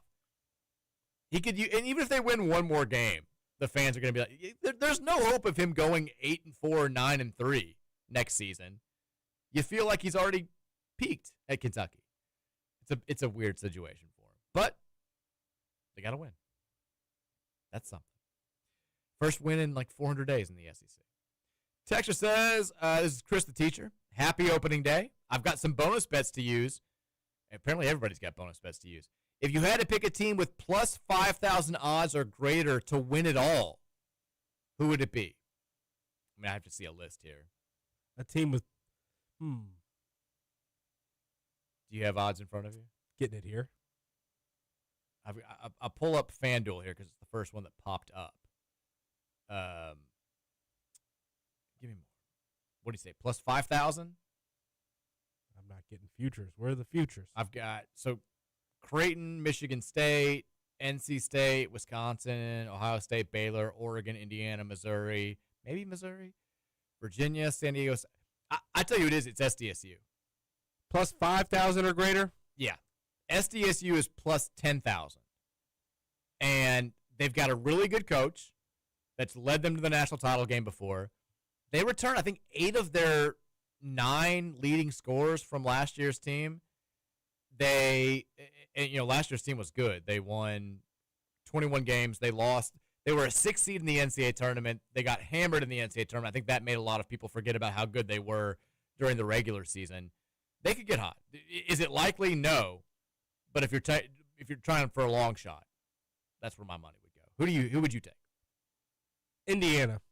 That's not a bad one At either. plus 8,000. I think you could get a good cash out on there eventually. I thought about it. I think they're going to make the tournament this year. I think they're going to be better than everybody believes they're going to be. I think Darian DeVries is a good hire. Now, we'll see if he can coach without his son next year, who's 35. But, yeah. The Riddler says, Tyron Stokes, you can take your backpack. I thought he had his son with them. He does. That's what I'm saying. We'll see how he does next year without his son. Oh, I see. But I think this year they'll be good. Texas Tyron Stokes, you can take your backpack event that you led at the Dirt Bowl and shove it straight. I'm not going to say that. You think I hate Josh Hurd? You haven't seen this level of angst if he commits to Kentucky after that stunt. I can understand this is generational wealth and that fandom shouldn't be a driving decision maker here, but you don't have to give a big FU to the city. Ban his mom from the Yum Center. I know his sister was at the game a couple weeks ago, the Kansas game. I mean, he's going to go to Kentucky. So if you didn't see Tyron Stokes, he narrowed his list of schools to 3. He did cut Louisville officially, and he's now down to just Kentucky, Kansas, and Oregon. And mom's just a straight-up U of L fan going to the games. And his whole family's going to the games. B. Sim was interviewing his sister. Oh, that was his sister. Yeah, and he was like, tell me he's coming. And she was like, I don't know about that. It's either UK or Oregon, and I think it's 100% going to be UK. It's a shame. It's a shame. All you can do, make him feel bad about it once he gets there. Let's take a break. When we come back, more from you guys. Game Day Men's Health text line 502-414. Football, basketball, whatever you got. We'll take it after the break. It's the Mike Rutherford Show on the Big X.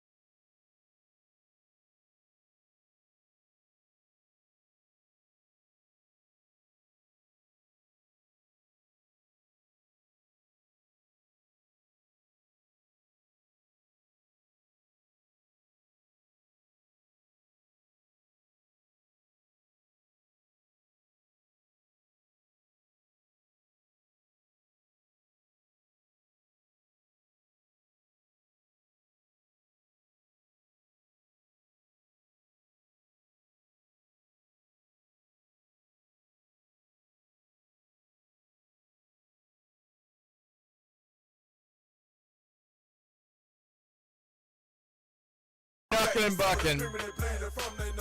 Not chucking anymore, but we'll find somebody else. We don't have a football player with the UCK name.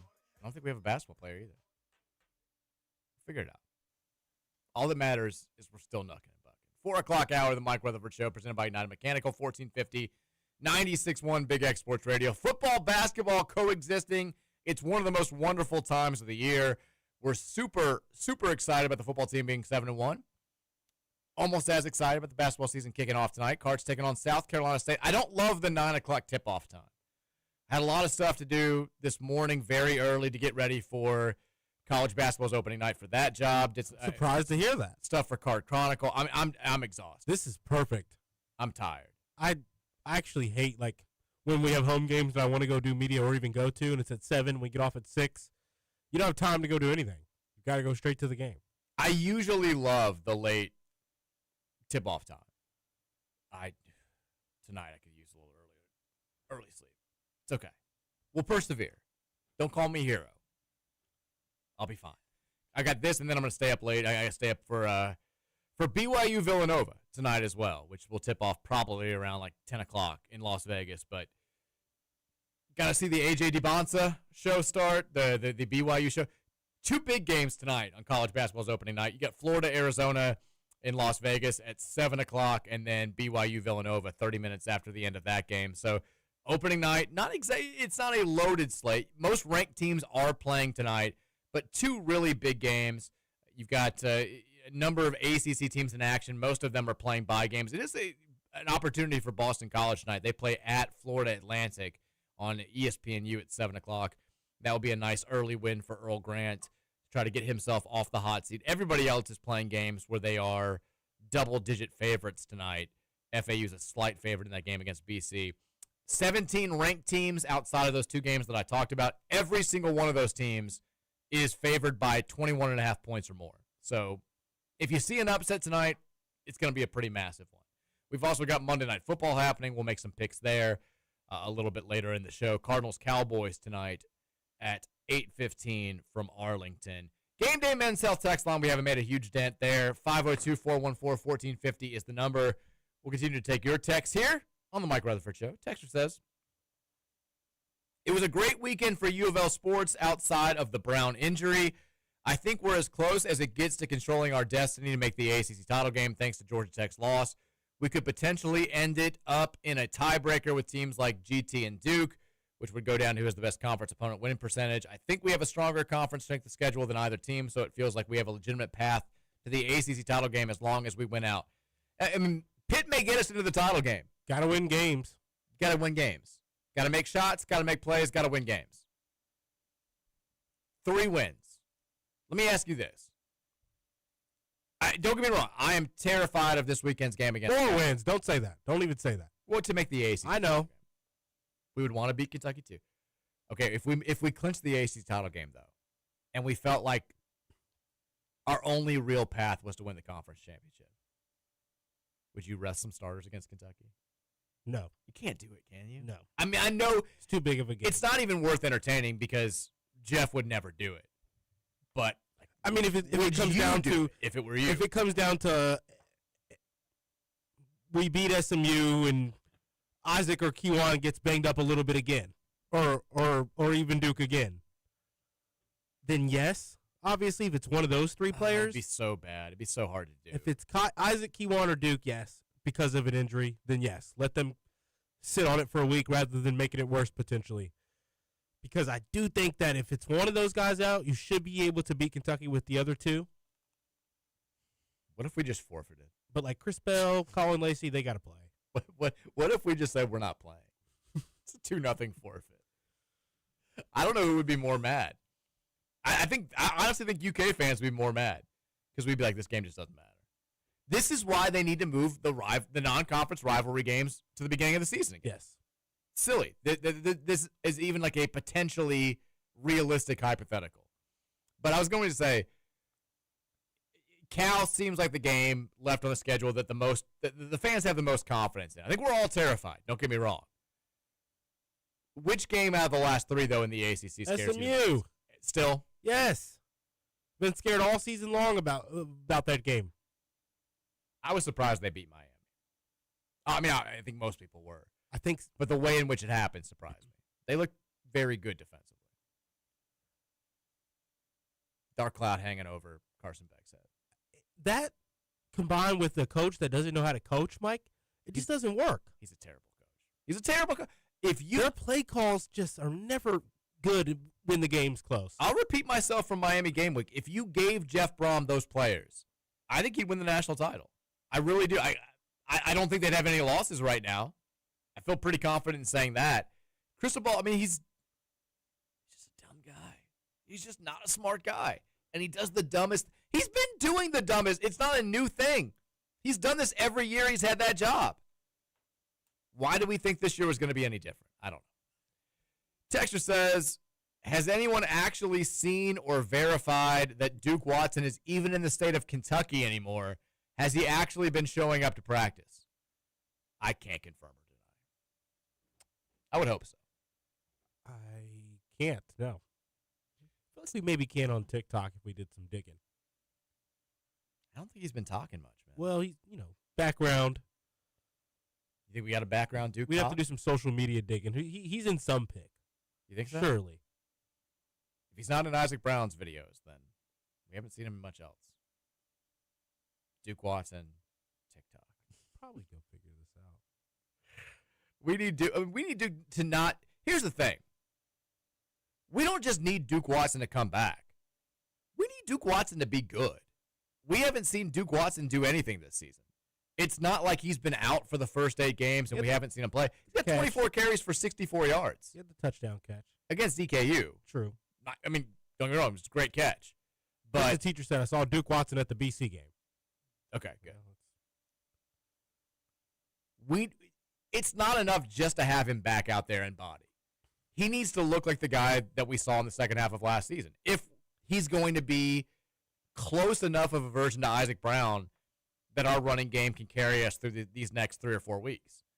So, how likely is that? I got no idea. We haven't seen him run the ball effectively this season at all.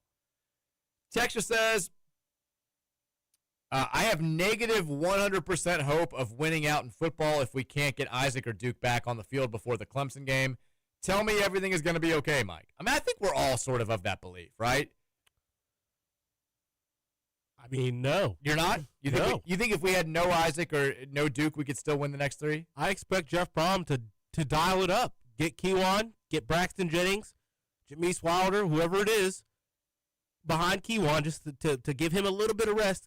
Keywan in that creative playbook can win you games. Can we get a If you do transfer what here? if you look how you did in the first quarter, first half against Miami. Can we get Michael Dyer back here? He's got to have eligibility left. Is there like a G League equivalent loophole that we can, if you didn't play in the NFL? Is there a CFL running back we can get in here? Help us out? UFL? We got a franchise now. Go right from the Cards to the Kings. Get a Day Williams. Give me Day Williams back. Give me some. Anthony Allen? Colby Smith? He's a coach. Can we get him on the roster? Don't tell me it's not possible. Crazy stuff are happening right now in college athletics. Texas Tampa card here. Mike, if your son gets that upset over the blow-up pumpkin coming down, you might not want to raise him as a Reds or a U of L fan. Too much disappointment. Yeah, I mean, kid wears his emotions on it. Actually, he really doesn't. That's the only thing that he gets super upset about. He's just a really festive kid, is what. He loves decorating. He loves holiday decorations. He's a big holiday kid. I'm a big holiday guy. It's my son. Texas, I think we need to reassess what the clunker game actually is. I'd argue it's the first away game after a big win. At least that's what it seemed to be given the early officiating and immediate deflation following Vatek's first touchdown. Either way, glad Jeff and the team were able to beat the allegations. We were clunking in that first half. I mean, either way, we won both. If the last 2 weeks, either one of them were the clunker game, we won the clunker game. I don't think you can call it a clunker if you win. Ain't no clunks anymore. By the way, props to the Louisville fans that made the trip to Blacksburg. I like Lane Stadium was pretty packed, and their fans are very loud. You still could hear the audible CARDS cheers early in the game, and then towards the end of the game, you could hear the defense cheers. Our fans made a difference. Matt Childress, producer here at Big X. Oh yeah, tell me what he was at the game. Like he said, the Vatek fans before the game all get together and do the hokey pokey. There was an old lady next to him that was screaming at the fans that weren't doing it because it's tradition. He also said there was like some really, really nice fans that basically congratulated him on the victory and said that they hope Louisville makes the playoff and that they hope they had a good time. So feel like I heard a couple stories like that of some polite I did too. fans out there. I was going to say, the thing that I keep hearing from people that went was Virginia Tech fans were very respectful and kind of fun to talk with. 2, I don't know if I could be part of a fan base that would yell at me if I didn't do the hokey pokey. I'm a 41-year-old man. I felt like I was too cool to do the hokey pokey at age 8. Any point beyond kindergarten, I wasn't doing the hokey pokey for anybody. I'm sure as bleak not doing the hokey pokey at a football game in public. And if you yell at me for that, you wouldn't ring around the rosy for your cards, Mike? Hell no. Well, ring around the rosie's fun. You get to fall down. That's cool. The hokey pokey is the lamest of the kids' dances that's out there. It's terrible. There's never any crescendo. I'm waiting for the big finish, and all you do is just turn around and do another body part. It's terrible. It's an awful dance. You ask me to do it at a football game, I'm fighting you. I'm not fighting you. I'm not fighting anybody. I'm getting mad and leaving. That's what I'm doing. I paid that money for my ticket. You told me to yell at me for not doing the hokey pokey. I'm going home. Watching the game from home. Taking my ball, my ticket, and going home. Ridiculous. I did hear it was a good scene. Hopefully the next time we play a game there, which I think is going to be 2062, we'll have a lot more fans making the trip. It's not a terrible drive. I think it's technically the closest drive in the ACC. Everyone said the stadium was great, and the fans were very respectful. So, and we won. Check. Texas says, I watched the Utah versus Cincy game on Saturday and told my wife, I sure don't miss seeing that stupid look on Sat's face or his dumb little visor. Now, he's going to the full hat this year. Have we seen this? Yeah, we've seen this. He's been, I don't know if he was, I watched a little bit of the game as I was falling asleep Saturday night. They were already getting blown out by the time I flipped it over. When I've seen him in the past this season, here's a video of him walking off the field after that ass kicking. Yeah, he's got the full-on hat. He's not doing the visor anymore. No, this was after their win. Did he bring it back for the Utah game? Oh, what an error in judgment if he did.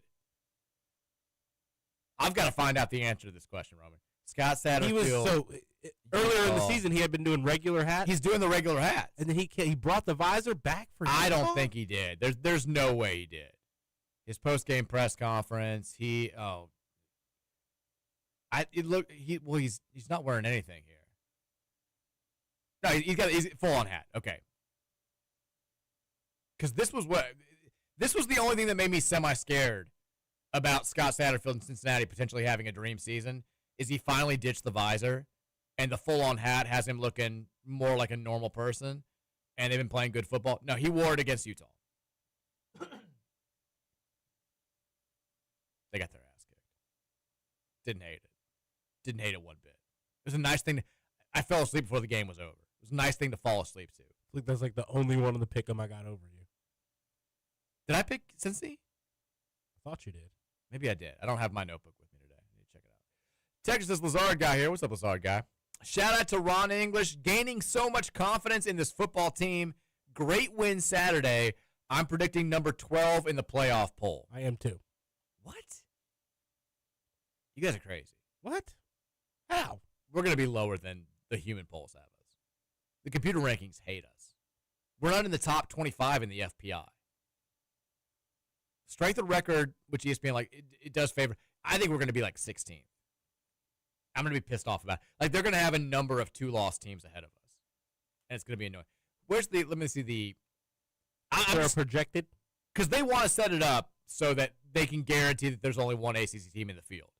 They want to have a situation where they don't have to do what they did last year. Can't do that right now. And keep a 3-loss SEC team behind a 1-loss ACC team. They want to make sure that those teams, they get the best possible. And so they don't want to star us ahead and then run the risk of just jumping teams over us for no apparent reason.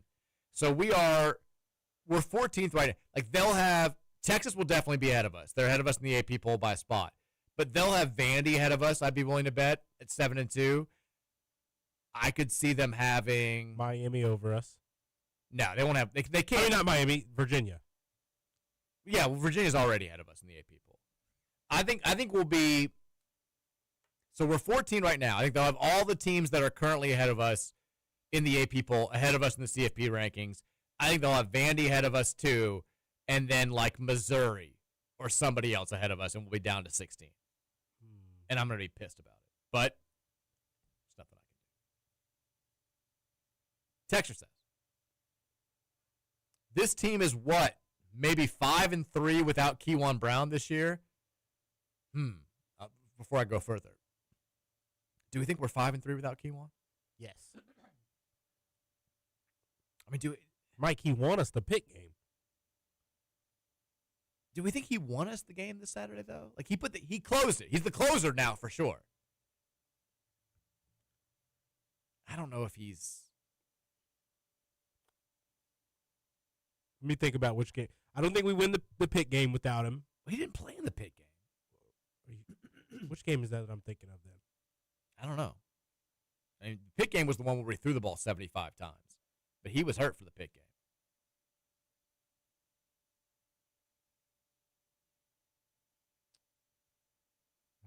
I don't know what I'm thinking. I guess he's had the capper. The capper runs the last 2 weeks that have put the game out, and he was very good against. He helped us out. He didn't do much against Miami, but he played. His biggest game was Bowling Green, which we probably win without him. I'm not going to say that we have 2 losses without him. I think he's been huge. I don't know why in my head I thought he had 2 touchdowns against Pitt. Yeah, he was hurt in the Pitt game. Yeah. And then Duke got hurt. That was the game where we had like nobody who was healthy enough to run the football. He definitely has helped us out the last 2 weeks. If you want to say we would lose that game, you could make an argument that we would have lost the last 2 weeks without him. I don't know if I buy it, but regardless, he's been a huge part of this team's success. He says the block punt wasn't their fault, but we have to have the worst punters in the top 25. Our punting team sucks. Thank you, Dave Doran. Sign the extension, Jeff. Basketball wins 94-55 tonight. And Skull. I hate the Vikings winning so much, which is like the one thing that could put a damper on my weekend. But it's okay. Text, hey, Mike and Roman. I texted in last week suggesting that we were winning games in spite of Miller Moss, and I'm even more convinced in that belief after this Saturday's performance. He continues to show that he can make some quality throws, but also some mind-boggling, dumb decisions, and I really hope it doesn't come back to bite us, but I have a feeling it will. Also, another thing, lingering thought that I've been having, can we please, for the love of God, have Nick the Kick or Swaggy Coop taking over punting duties? I'm tired of watching Schwartz and Chapeau trade off hitting these 35-yard knuckleballs. It is, every part of our special teams is so good. And then the punt team is like, here we go, 25-yarder, let's go. I'd be surprised if Keller can't punt. We need to take at least a moment to acknowledge the fact that Nick Keller kicked a touchback after a safety. I know that the kick, it's you're a little bit further up than you used to be with the old kickoff rules after a safety. Still, everybody used to punt after safeties because there was limited returns, and there was no way that you were going to kick a ball deep enough to make it justify. He boomed a kick after a safety for a touchback. I thought I was seeing things out there. That's one of the more remarkable plays of the season. I don't remember this. I don't remember in this. It was after the only safety of the game. They blocked the punt. We had to kick off because that's the rule after a safety. And I was like, oh, we're not punting. We're just straight kicking it. And he kicked it through the end zone. It's like 80 yards. It's crazy. The kid's got a massive leg. Massive. Texter says, by the way, I was at the Toy Bowl yesterday. Both teams just kicked the ball straight out of bounds on every kickoff. It was crazy. I was like, I guess kick returns are like the biggest, most easy way to score in 7th and 8th grade football now. Some of the kids were huge, by the way. I thought it was like a JV. Their offensive line for the other team we were playing looked like a JV team for Ballard or something. It was crazy. I had better arms than both quarterbacks, though. I'll say that. I'll sit with my dad. My dad backed me up, though. He's like, yeah, Michael could sling it better than these kids. I was like, yeah, damn right. The one thing that I feel confident. These kids are bigger now than they used to be. I had a cannon compared to these 2 quarterbacks. Texture says, and then the ball got too big for me in high school. Texture says, it's been said by Jeff, who hopefully signs an extension soon, so I stopped worrying about him leaving, that Isaac Brown is out, at least for this week. What about this Scott guy that Tom kept going on and on about? What's his status? Did you catch that on the broadcast? I know you didn't watch it live. I don't know. I don't remember that part. No. So Tom Brenneman repeatedly referred to our running backs, specifically Isaac Brown, as Scott. Okay, I heard a couple Scots. I didn't know what that was. It wasn't just once. He kept saying it over and over. He finally corrected himself. I think he also referred to Keywan Brown as Scott at one point. But, yeah, it was – Tom was actively also just, like, cheering for the drama. He just kept trying to build – it was classic Reds broadcast, Tom Brenneman, just constantly trying to build up the drama and make things bigger than they actually were. But the Scott flubs were pretty bad, and it just kept happening consistently. It was a rough go. I thought the broadcast was very interesting. They're like making fun of each other for when they when the two ex guys that used to play, they were going back and forth pretty much the entire game. Well, Tom Brenneman didn't play football. I can tell you that. No, it was what was his name? Wes Bryant? Could be. Sounds right. And the color guy. Texture says, Mike, I'm a very superstitious fan. So much so that I wore the same outfit from the BC game to watch VT, unwashed. However, I switched outfits after the punt safety, and this still didn't seem to work. Before I say my halftime strategy to save our fate, my wife is requiring me to say how great she is and her willingness to put up with our fandom. Anyways, my wife is a bit unlucky in terms of our games. The one home game I brought her to was the UK game 2 years ago. Enough said. So at halftime, I thought I needed to transfer my bad energy back into her, and she agreed to a little halftime Monopoly session. Mike and Roman, you know what I mean by Monopoly. I have to say that after the halftime session, I felt freed from the bad energy, and surprisingly, the team felt it too. What a second half. Shout out to the wife for doing her part. It takes all of us to make the CFP.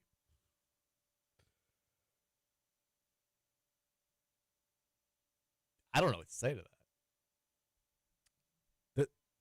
Does it work like that? Like it's like a Ghostbusters. You're transferring your bad energy to her through intercourse? I mean, I'm assuming that's what Monopoly is. It could be a variety of things. Intercourse may be the most PG of those. Good. Well done. Not a bad halftime tactic. That's a key. This is how you keep marriages alive, folks. Little stuff like this. What was it last basketball season where that we had something? There was the guy that wouldn't have sex with his wife. Remember that? Yeah. He was refusing to sleep with his wife because of the superstition. He was taking one for the team. This time it's the wife. I mean, I don't know how good in bed you are. Maybe it's a good thing for the wife, but it seems like she's taking one for the team here. I appreciate it. I have a little bit of a conundrum on my hands this weekend. What happened? So the only game that we've gone to this year is Virginia. Now, we left at halftime because we had the kids, but Mary wants to go to the game this weekend. Just the two of us with friends, but no kids. You guys did that once last season, right? No. The only games we went to last year, we took the kids. The last game that we went to, just the two of us, was Notre Dame 2 years ago. Stormed the field. Well, we also went to Kentucky that year, too, and lost that one. I feel like I'm okay for this, but if we lose, I'll never forgive myself. What do you think? You got to. I think we got to go. We'll be fine. It's okay. Especially if she wants to. Yeah. I mean, we don't get out much. It's time. I'm going to go to a game and enjoy it and not worry about chasing kids around for 3 hours. Texture says, I'm still kind of, I'm reeling from that text. Texas Papa J here. What's up, Papa J? Papa J. Mike, I know it's early in the week for me, but I've got to give you, Roman, and Matt, and family, credit for the Cards win on Saturday. I can hear Coach Brom at halftime. Men, Mike and Roman struggled with the vibes for the first part of the week, and they kept working and adjusting throughout the week to get a win for us on Friday. If they can change, then we can change. Let's be like Mike and Roman and find a way to win this game. Now let's go. Tonight, we'll be watching for better defensive rotations and better rebounding position from our bigs. As always, have a great rest of your show. Go Cards, Papa J. I mean, I think they won despite Roman flubbing the music again on Friday. What music flub? Play the wrong damn song. Second time this year. I don't know what you're talking about. We got to win. Second time this year. I mean, I had to pick it up by screaming extra hard, and you had to give me 5 sirens. It's the only reason we won. We would have won that game by 4 touchdowns if you hadn't screwed it up. We had a rough week. I feel like we're starting off on a strong note today, though. Phone lines worked. Had a guest. Everyone's excited. I think people are still, we've had a couple of texts from people that are like, I'm still kind of terrified. We're winning despite some things. But for the most part, everyone's just sort of acceptive of what's happening right now, where people are like, we're not playing our best football. I'm still terrified about our quarterback situation. Our best running back just got hurt. But, I mean, it's been this way the whole year, and we just keep winning football games. I feel like I can't really complain. I think that's where the fan base is at this point, Roman. I think so. It's kind of where I am. Is it, though, Mike? Yeah. Has your belief of the 9-win prediction shifted to 10 yet? No.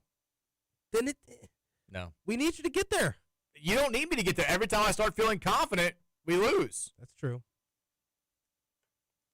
I still feel like we're going to lose 2 of these 4 games. Don't say that. It's a good thing for me to say it. If I said we're going to win all 4, then we definitely lose at least 2. Scoots Hater said, I'm so glad we got the win. Oh, we got to go to break. Sorry. Scoots Hater will come back to you after the break. 502-414-1450. More from you on the text line. Hour number 3. Also some more hoops talk. It's the Mike Rutherford Show on the Big X.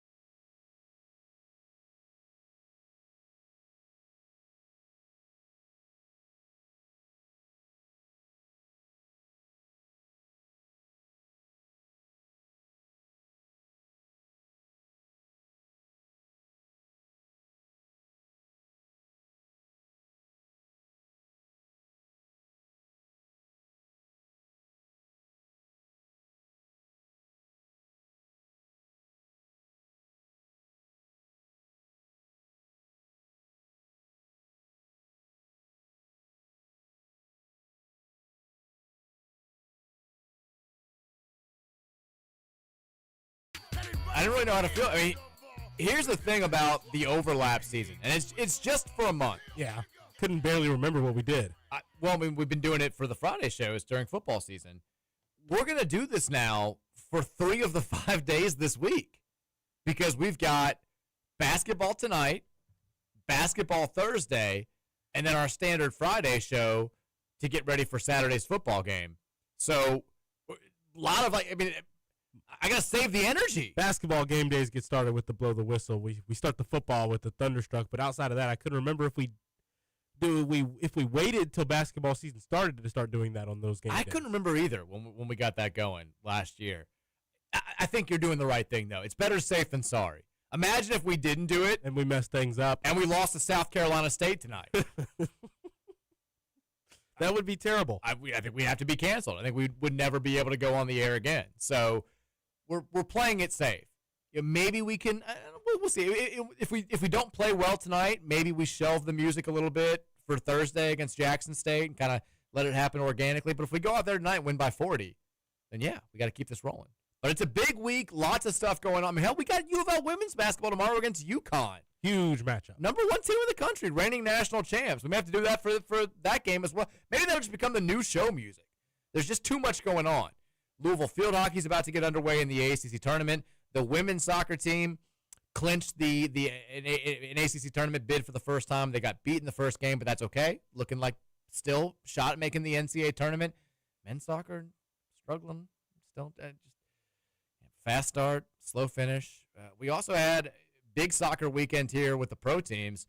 Unfortunately, I mean, what is the deal with Lou City in the postseason, man? And they didn't really get, I don't know how to say that. They dominated. Could not find a goal. Couldn't win that game when they were definitely the better team. That's the worst kind of loss, I think. I feel like we need to stop winning the Commander Shield. When this team has the best record in the sport, they seem to do worse in the playoffs. And it's been a while now since they've had the type of success in the playoffs that I think we just grew accustomed to when they first became a franchise. But yeah, one and done in the playoffs. Very disappointing over the weekend. On the flip side, though, Racing Louisville, big win yesterday, and they lock up their first ever bid into the NWSL playoffs. They'll be the 7th seed. We'll talk more about that as the week goes on. But the most important thing was Jeff Greer left Racing Louisville for Gotham FC, and Racing Louisville finished ahead of Gotham FC in the standings. I let him know about it last night. He tried to act like he was happy for Racing people. He's not. He's embarrassed. He knows he's the root cause of all the issues with both franchises, so he can suck it. We've got basketball tonight. Obviously, football still is the, I think, primary focus for. I don't want to speak for everybody. I don't know where everybody's head is. You've got some fans that are more basketball leaning to begin with. I would still think that most of those fans, while they're now fully focused on basketball tonight and Thursday, football's still at the forefront of their minds. But I don't know. It's a great problem to have. It is. We got 2 top 15 teams right now, Roman. I'm struggling with it, Mike, because naturally the excitement goes to the team that has for me personally, the higher expectation for the postseason, right? Sure. Which is basketball, preseason top 20 team versus what I thought about this Louisville football team going into the season. But now with the ACC having opened up and this football team having the opportunity to do something really special with the way the schedule kind of aligning here and who you've already played, it's really hard because we've been thinking about this roster since they've started accumulating players for the basketball side, and we finally get to see that in games that count tonight. So naturally, the focus, I feel like, still in football, but the excitement's pretty evenly on both. I think it's a good way to put it. Now, I mean, there are some people, everybody fans differently, and there's no judgment here on this show. I can't speak for other shows. But there are some people who will say, I don't care if it's the worst football season of all time, I don't start focusing on basketball until football's done. I'm a football-first fan. We only get 12 of these games. I'm giving them my full attention until basketball ends. There are some people who are like, football just holds me over until basketball. I think a majority of the fan base, we're giving our all to both programs, which means we're just going to be completely exhausted by the time we get it's almost too much already. We got a top 15 team in football right now that's 4 wins away, potentially maybe 5, from playing in the college football playoff. We got a basketball team that for the first time in at least 6 years looks like it's capable of going to a Final Four, maybe winning a national title. It's just there's too much. Because I think most of us, while we say we're giving equal parts of ourselves to the team, when we get to this point of the year, we're a little bit more focused on the team that's better, There have been years where, when Steve Crackthorpe was here or when Satterfield had bad teams, once basketball got here, you're like, thank God, let's get ready for basketball. And then in recent years, when you had Kenny Payne in the last year of the Chris Mack era, you were desperate for football to give you something. And there have been times where both teams looked like they were going to suck, and that's been awful. This is the first time in quite a long time that we've gotten into the month of November, and we've had, I think, genuine and understandable enthusiasm for both teams and both programs. And it feels pretty bleeping good. Feels great. Couldn't be happier about it. Speaking of, we've got both Michael Brown Jr. and Ryan Conwell being named to the Naismith Trophy Award watch list. As they should be. That goes to the best player in all of college basketball. I mean, get somebody else. We should have more players on there. Get McNeely on there. Get Frew on there. Get Frew on there. I like that. Get the whole team on there. Come on. Yeah, I mean, we'll get Vaughn on there. Get Spencer Legg on there. By the way, one of our babysitter for today, her boyfriend's like very close friends with our boy Cole Sherman, and they went out for Halloween night with a group of players, and she was talking about how like they go to these clubs and like the line's really long, and then they're like they're like the walk-ons. They were out like Spencer Legg and those guys, and they still get to cut the line and just go in, get like VIP treatment. I'm like, that's why you come play for Louisville. I'll never understand. Yeah, maybe you could go average like 7 points per game at UNC Asheville. If you gave me the opportunity to be a walk-on at a place like Louisville or Kentucky or Kansas or where those walk-ons get treated like gods, every day of the week, I'm taking the walk-on status. Give me the shot at being a natty. You're still a superstar in this city. You may never play. We've got a buddy in the group chat whose last name's Rupp. His name's John Rupp. I don't have any reason to hide it. He is a diehard little Kentucky fan, but he's one of those little Kentucky fans that, as much as he's a diehard, he's like, I don't hate Louisville. I don't hate my Louisville fan friends. He'll go to Louisville games when he doesn't have the ability to go to UK games and stuff. He apparently got super drunk this Saturday night, which I guess I'm airing him out here a little bit, but a little bit. Our buddies were grouped up near the Kentucky or the U of L basketball guys that were at O'Shea's at the time, and John walks up to him and starts saying like, Garrison doesn't have it. You got to attack him in the chest. I promise. And they started making fun of him all night about how he was like trying to help the U of L players out just so he could like get buddy with them in O'Shea's. I thought that was kind of funny. That is hilarious. Yeah, I let our babysitter know. I was like, hey, Cole had a chance to give us 100 points the other night. She was like, oh, he's already been made fun of. I was like, good. Your friends aren't doing their job if they're not making fun of him for missing the free. Like that could have been the biggest moment of his season, potentially. Makes that free throw and puts that 100 points, and he kind of blew it. Like, and we love Cole. This is a very pro Cole Sherman show, but you got to make that free throw. You don't get those opportunities very often. Got to make that. Got to make it. Game Day Men's Health text line 502-414-1450. We'll give some parting thoughts on Louisville versus South Carolina State at the end of the show. We'll make a prediction there.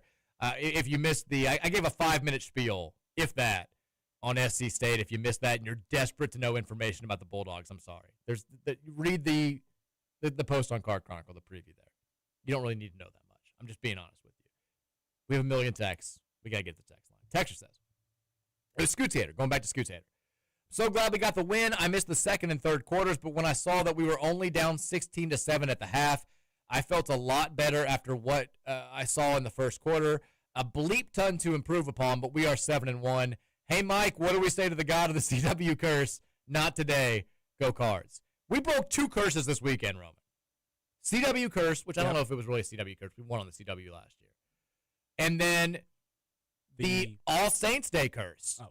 We had not won on November 1st since 1913. Oh, yeah, I saw you post this. Yeah, we'd been 1-9-1 all-time in games played on November 1st and had not won since 1913. 122 years. It's not good math. 112 years waiting. We don't do math on the show.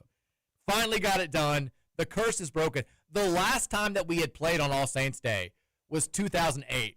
And I remember this game vividly because so Mary and I had first, I don't even know if we were saying we were like dating or boyfriend, girlfriend at this point. but we've been hanging out for like a month and a half probably. And they had a Halloween party at their house. They used to always have a Halloween party at their house. And it was Friday because Halloween was on a Friday, just like this year. And then, so we all had a good time. We all were pretty hungover. And that Louisville team had been playing really good football. Second year under Cragthorpe, they just knocked off a ranked South Florida team and were 5-2. And Syracuse sucked. They were terrible.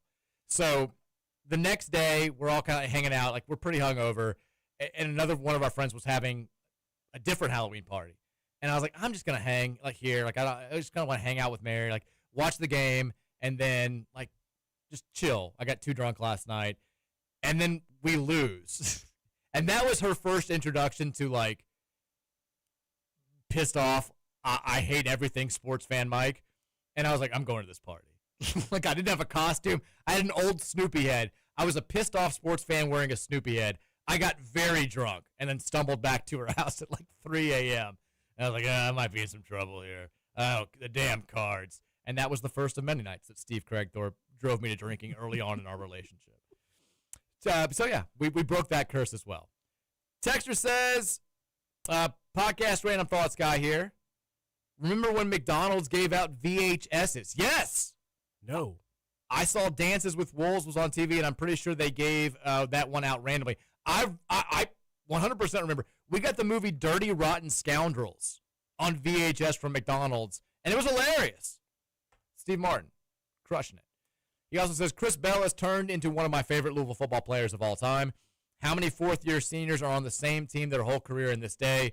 Not to mention the beating he takes for any catch he's asked to make. Steady climber. He does take a beating and just keeps holding on to the ball. Love him. Love that guy. He's great. Text the interesting post you had this morning, Mike, about the 25-26 season. I don't know which one you're talking about, Starworth. I had a few. In my opinion, there are 4 teams who all lost in the first weekend this past March who can cut down the nets in April. UConn, UCLA, Louisville, and if Rick Pitino can teach them how to make shots away from the basket, St. John's. Honorable mention, Kansas. I think UConn can definitely win it all. I think they're probably my preseason pick. I think we have a chance to win it all if we can get good defensively. Is UCLA going to be good defensively? I'm scared. Mick Cronin's more of a defensive-minded coach. I'm skeptical of UCLA. I think Dent's awesome. I think they've got some good international prospects. Guy Clark's fine. I don't know if they're going to be able to play his style well enough. St. John's, I think Rick's got a lot of really good players. I don't know if they've been saying this. Their Achilles heel last year was outside shooting. It's still their Achilles heel. I was going to say, you don't know if the one kid can play point. Oh, Isaiah Sellers? I don't think he's not a point guard. It's going to have, like, JJ's going to have to play point guard for them if they're going to win. And Rick he'll get there, but he'll be stubborn about it for the first 2 months, and that could cost them in their resume. Shocking that Rick Pitino might be stubborn about a roster decision. Texture says, this is Boxcar Bob. Basketball is back, baby. But, man, it totally sucks about the Isaac Brown injury because even if Duke is healthy, he hasn't played in a game in over a month. So who knows how he'll look if he sees the field on Saturday. Keywan's been amazing, but he hasn't had more than 12 carries in a game. So hopefully he can handle a larger workload because I doubt we'll see any of the other running backs Saturday as none of them have played since Bowling Green. It's a good point. I mean, it's easy for us to just say, like, well, Keywan Brown will carry the load now, and maybe he's capable of doing it, but we haven't seen him do it. Where this is going to scare, I almost didn't say it because I don't want people to react negatively to it. We're going to have to ask Miller Moss to do more than we've asked him to do the last couple of weeks. That sounds like a nightmare. It does. He's doing too much already. I mean, all we've asked him to do is throw like 25 5-yard passes and 2 that are more than 15 yards downfield, and it's still scaring the hell out of everybody. We need him to do just a little bit more without Isaac Brown moving forward, and with we don't even know if Duke's going to play in this game. Jeff is saying he's hopeful. He hasn't even been listed as questionable the last few weeks. He's just been straight out. It's one thing if you looked like Kyron Drones as a thrower, like majority of your passes, you're either off target or you don't get the speed right. If but you do get on target, strength. It's the fact that we've watched you make throws that most quarterbacks can't consistently make, and we've seen you make those difficult, fast. You see the pressure coming out of the corner of your eye. You can only get it into that one spot where Chris Bell can get it, and you put it exactly right there. Missing on 3 or 4 of those same kind of throws in a game is just it's kind of beyond me. Every time he throws a ball to the boundary, I think it's going back for 6. I'm just waiting for somebody to come out of the screen, like one of those slow-mo nature videos where you've got the fly fish, and like a fish just like jumps out of the water and just swoops up there and just destroys. I'm waiting for somebody to just fly into the screen, catch the ball, and take it the other way. Full on Spencer Rattler. Yeah. Preparing for it. Yeah. By the way, our boy Tyler Shuck didn't look great yesterday. He listen. He was okay. Listen. Do a touchdown. Do a touchdown. He had a handful of nice throws. He had three completions over 20 yards, I believe. First full game out there, he'll be all right. Very bad pick. Wasn't great. Bad. He'll get better. Offensive line struggling too. He'll be okay.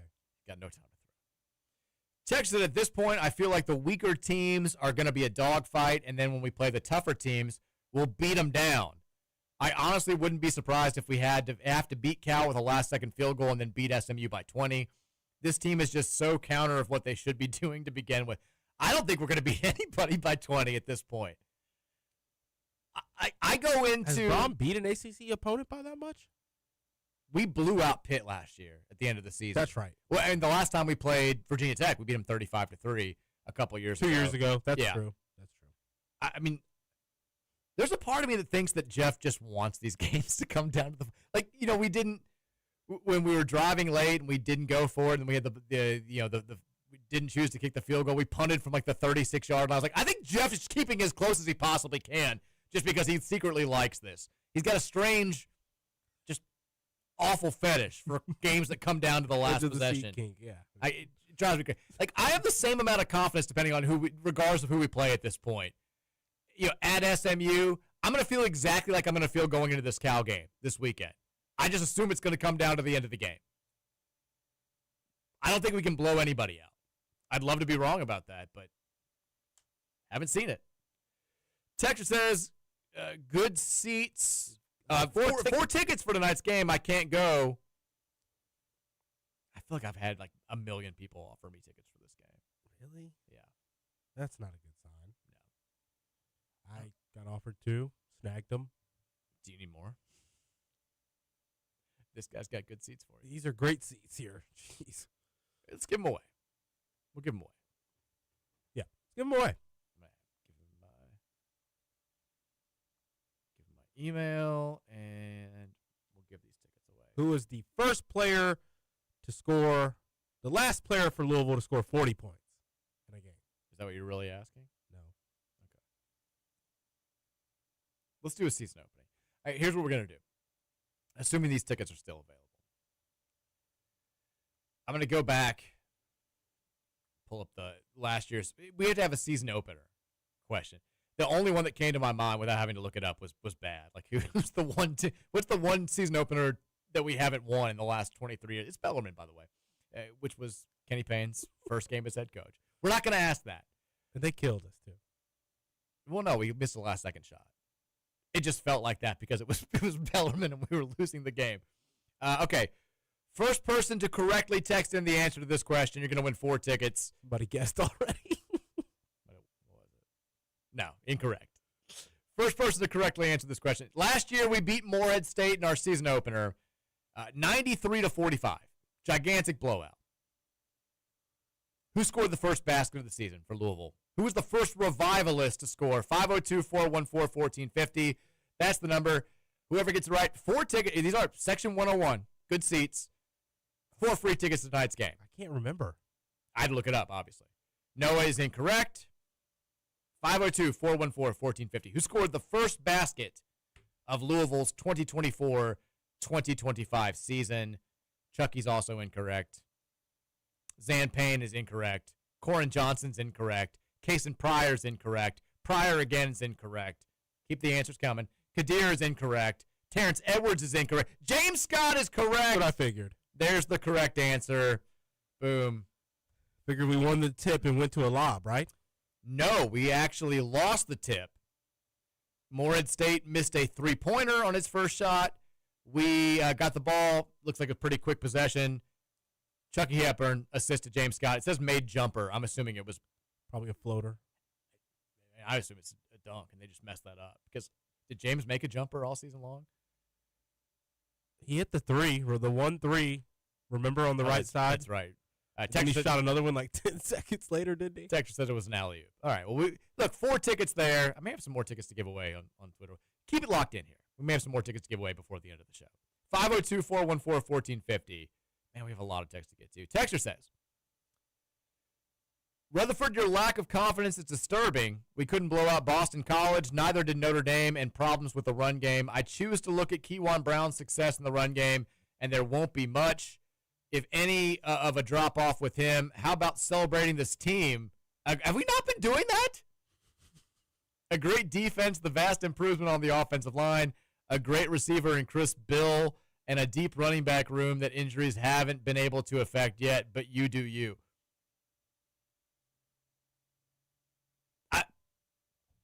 Injuries have affected the running back room. Yeah, I mean, as we just talked about, we had 40 yards rushing. But you're right, great defensive improvement. At what point have I been overly negative? Is this the guy who always texting about how much I hate football? This came in right after you said you're still scared for every game on the schedule, no matter what. Why wouldn't I be scared for every game? Every single game is a heart attack game. I couldn't be more excited that we're 7-1. But yeah, I'm like, we're all almost dying every time this team plays. But I love them. I love where we are. Did you know VT was 1-12 in their last 13 Week 10s? No.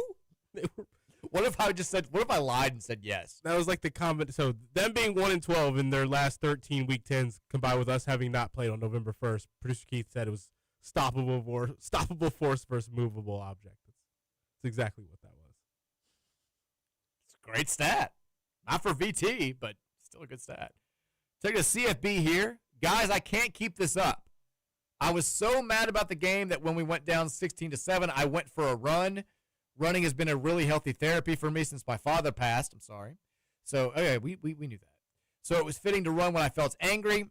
Mike, it was the fastest I've ran in 6 years.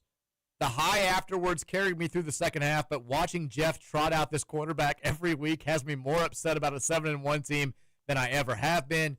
It's like he makes a pre-snap read and then closes his eyes once the ball's in his hands. I can't feel excited about this team because we're going to drop a game against a team with a pulse on defense, and we all know why. This team deserves better than Miller Moss. See, Texter? I'm not nearly where CFB is. I'm still over the moon. I'm still thrilled. He Miller's Angels to get his head on straight. His mom's out there tweeting at people right now.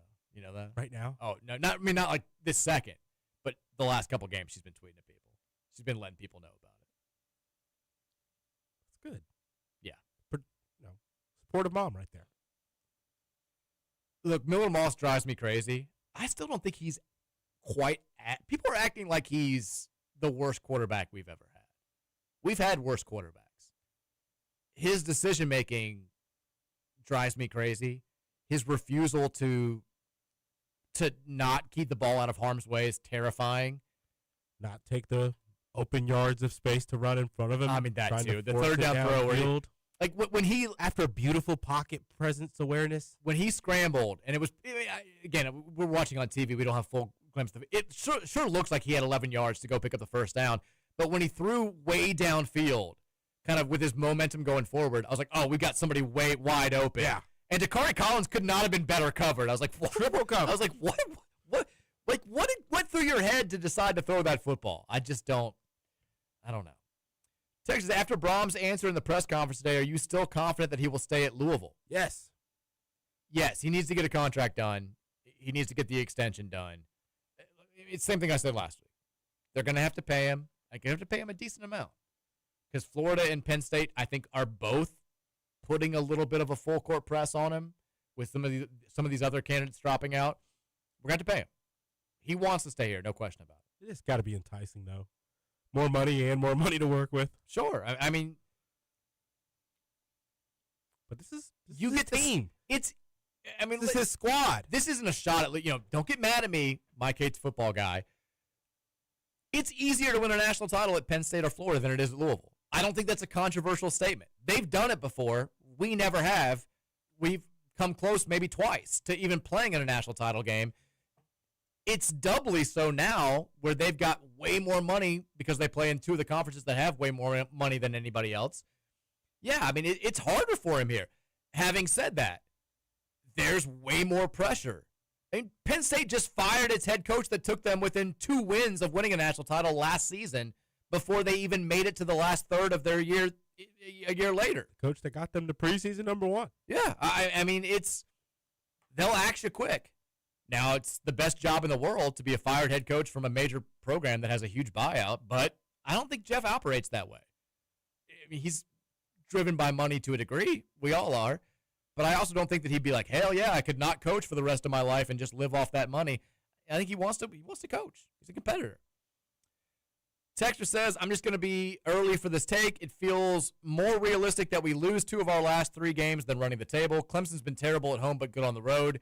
Clemson, SMU, and Kentucky all have good front sevens but have had issues in the secondary. The perfect kryptonite for us because, 1, we have Miller Moss, and 2, our receivers aren't getting enough separation and we have no true deep threat. I can't disagree with any of that. But I still love this team. They find ways. Let's take a break. When we come back, last segment of the day, we'll run through the text line. We'll make some predictions for the night ahead, and we'll kick off this basketball season the right way. We're ready, baby. Rutherford Show back after this.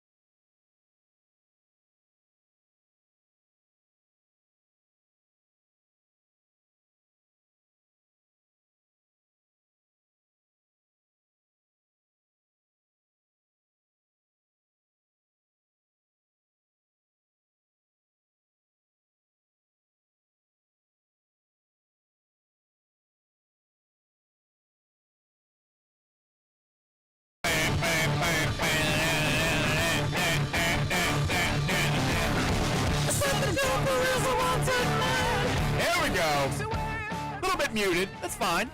not going to bring the same intensity as we are for a key football game. It's opening night. We're getting our feet wet. Louisville men's basketball kicking off the season tonight. South Carolina State is in town for a 9 o'clock tip-off inside the KFC Yum Center. ACC Network has the television coverage. Our partners over at our sister station, 970 WGTK, will have the radio coverage. Their pregame will start at 7:30. I think it's 7:30. Flip it over there. Well, if it's not on, just wait till late. It'll be on at some point. As the Cards look to kick off what we all hope is going to be a very, very memorable 2025-26 season. Look, the bar has been raised. What was acceptable last year, not necessarily acceptable this year. We went from just wanting a return to normalcy to now the new normal, the old normal, which is Louisville being right there in the mix for being one of the best teams in college basketball. And that process, that climb back to the top, should take another step forward tonight. We begin the beautiful 5-month journey. It's always an adventure. It's always wonderful. Hopefully this is a special, special winner in the city. It all gets underway tonight as the Cards are 35.5-point favorites. We'll make some predictions for tonight's game momentarily. Team total sitting at 97.5, Mike. I think they're hitting triple digits tonight. SC State team total sitting at 61.5. I don't think so. Give me under on both. Really? I just think that there's a potential we get a slow start. I think we might light it up tonight. If you speed things up, trying to keep a team under 61 points is tough, even if you have I think especially if you have a lead. If you're playing fast with a lead. Yeah, but they play fast too. They're a fast team. That's right. They shoot a lot. They go fast. They don't shoot it as much from the outside. They got so many new pieces, it's hard to see. They did not shoot a bunch of threes last year, but they do play fast. They will try to run with us because that's their style. They're going to be disjointed too. He's a defensive-minded coach. They were a good defensive team last year, relatively speaking. They'll try to be good again this nothing, year. Though, if you have a bunch of new guys. Exactly. They lost 8 guys. 6 of their best 7 players transferred. 2 others graduated. They brought back the preseason MEAC Player of the Year, who barely, didn't really do that much last season, and they brought a bunch of JUCO guys. Their big name transfer came from Cal State Bakersfield, where he barely played last season. So, it is what it is. Should be a game where Louisville can go out there and take care of business and hang a pretty high number on them. We'll see. Gameday Men's Health text line 502-414-1450. Let's run through as many of these as we possibly can. We have a lot of text to get to. I'm just going to go ahead and say we're not going to get to all of them. But that's a testament to you guys. Filling up the text line per usual on a Monday. Let's go. Text is first-time texter, Cowboy. TMZ describing Telfair as an NBA star. Look at that. Do we now have it more readily accessible? No, there's a text at the very top that that you know is a Cowboy text. Okay. TMZ describing Telfair as an NBA star is like describing KP as a deep basketball savant. We're using star pretty loosely with Telfair. Boney Dumper says, unpopular opinion, I am not happy for Will Smith. Wow. I was at U of L the same time he was, and the girl he ended up marrying turned down my invitation to a formal because she already had a date, or so she said. A few months later, she meets Will Smith, and he has done nothing except try to make me look bad ever since. I bet he thinks he's so cool with this $140 million contract and now his World Series heroics. Color me unimpressed. He will never be me. He will never be Boney Dumper. That's great. Okay, but imagine living with a woman who has to, for the rest of her life, live with turning down Will Smith for a guy who refers to himself as Boney Dumper on a third-tier radio show in a not top 50 market. The resentment that would build up, that marriage would have never lasted. The resentment that she would have had for you. As soon as that home run, it would have ultimately spilled over in ways that would not have been healthy for either one of you. She would have put you on the street as soon as that home run goes into the crowd there. This is you're both happier because of this. Texter says, we're already pulled over. We can't pull over any further. It's a great Super Troopers reference. Texter, Mike, can I come over for the game tonight? I have YouTube TV, and I can't watch tonight. Also, scary question, is this team better or worse with Harrison Bailey at quarterback? I think worse. Worse, for sure. You can't come over. You know how much sympathy I have for you YouTube TV folks? This much. I'm holding up a 0. Texas, what's up, guys? 1, Will freaking Smith. 2, I love CFP bracketology, unlike in basketball. 3, it's scary knowing that Isaac Brown has 5 of our 7 explosive plays on the season. For now. Ooh, well done, Roman. That was good. I got goosebumps. Texas, rumor going around of a last-minute injury to a U of L basketball player. Haven't heard a name or severity, but it's going around from credible people. Great. Have you heard of this, Roman? No. I haven't. Which isn't good. Yeah. Don't love it. Let us know who it is. Texture says, tell those ACCN announcers good luck. I'm sure they'll do great, but I won't see it due to YouTube and ESPN greed. Texture says, is Mike still more worried about the Clemson game or now the SMU game? Clemson has the talent, but just saw SMU is getting U of L off of a bye. I'm terrified of the Clemson game. Maybe it's just because my irrational hatred for all things Clemson football and how much I feel like I'm going to get my comeuppance. SMU's the more logical team to be scared of. I also feel like we don't play that well at home. I kind of trust us more on the road right now. And that's our last road game, is at SMU. Yeah, I mean, it's irrational. My answer to your question is yes. I still, for whatever reason, am more worried about the Clemson game than the SMU game. No last-minute injuries. Okay, good. Thank you. I'm going to take away your press credentials if we find out right before the tip-off that Mike Kell's out. Texture says, you might have explained it already, but I missed it. Can you explain the different scenarios that Louisville gets into the ACC champ or CFP, or at least rooting it? We'll have time for that later. I don't know if he's joking with me or if we win the ACC, we're going to the CFP. If we win our last 3 games, we're probably going to the ACC champ. That's all you need to know. Texas Mike. Excuse me. Lots of chatter in Lodo. Is that Lower Denver? Downtown? Lower downtown Denver? That Sean Moth is the insider's choice for general manager of the Colorado Rockies. He'd be a great pick. He was very excited for Will Smith this weekend. I also got to sit with his lovely wife at the Toy Bowl yesterday, who is a joy. She's the best. The Moss are the best. But would hate to lose him to Denver, but he'd be a good pick. Texas, is the fan base going to shell out $38 million in 60 days to fire him? I want them to keep useless Stoops forever. I'm kind of thinking that they're going to keep him. Again, just based on that post-game reaction. Texas Mike, just wait until we play our best football. Jeff is holding back for the real games. I like this line of thought. Jeff has been all season long. All season long, he was like Clemson and SMU. They're the only teams that can beat us. I think he learned his lesson with that last. No. He gambled that they could win the first 9 playing vanilla football. We're not showing our hand. I like this. We're keeping all of our plays close to our vest until the SMU and the Clemson game. All we need to do is win this game against Cal this weekend. Get by with the vanilla playbook, and then we start playing real Louisville football in the 9th week of the season, the 10th week of the season. That's what we're going for. I love that take.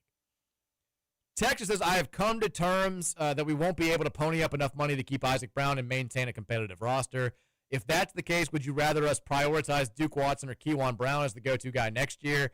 If you would have asked me at the beginning, Duke was an easy answer, but Kejuan's improvement has been amazing. His speed has increased, and he always finds the hole. Maybe Duke will come back and show out, but, man, I'm impressed by Kejuan. I mean, yeah, at this point, we haven't seen anything from Duke, really, this season. So, at this point, I feel like I think Duke's tape from the end of last season was more impressive than Kejuan's tape this season.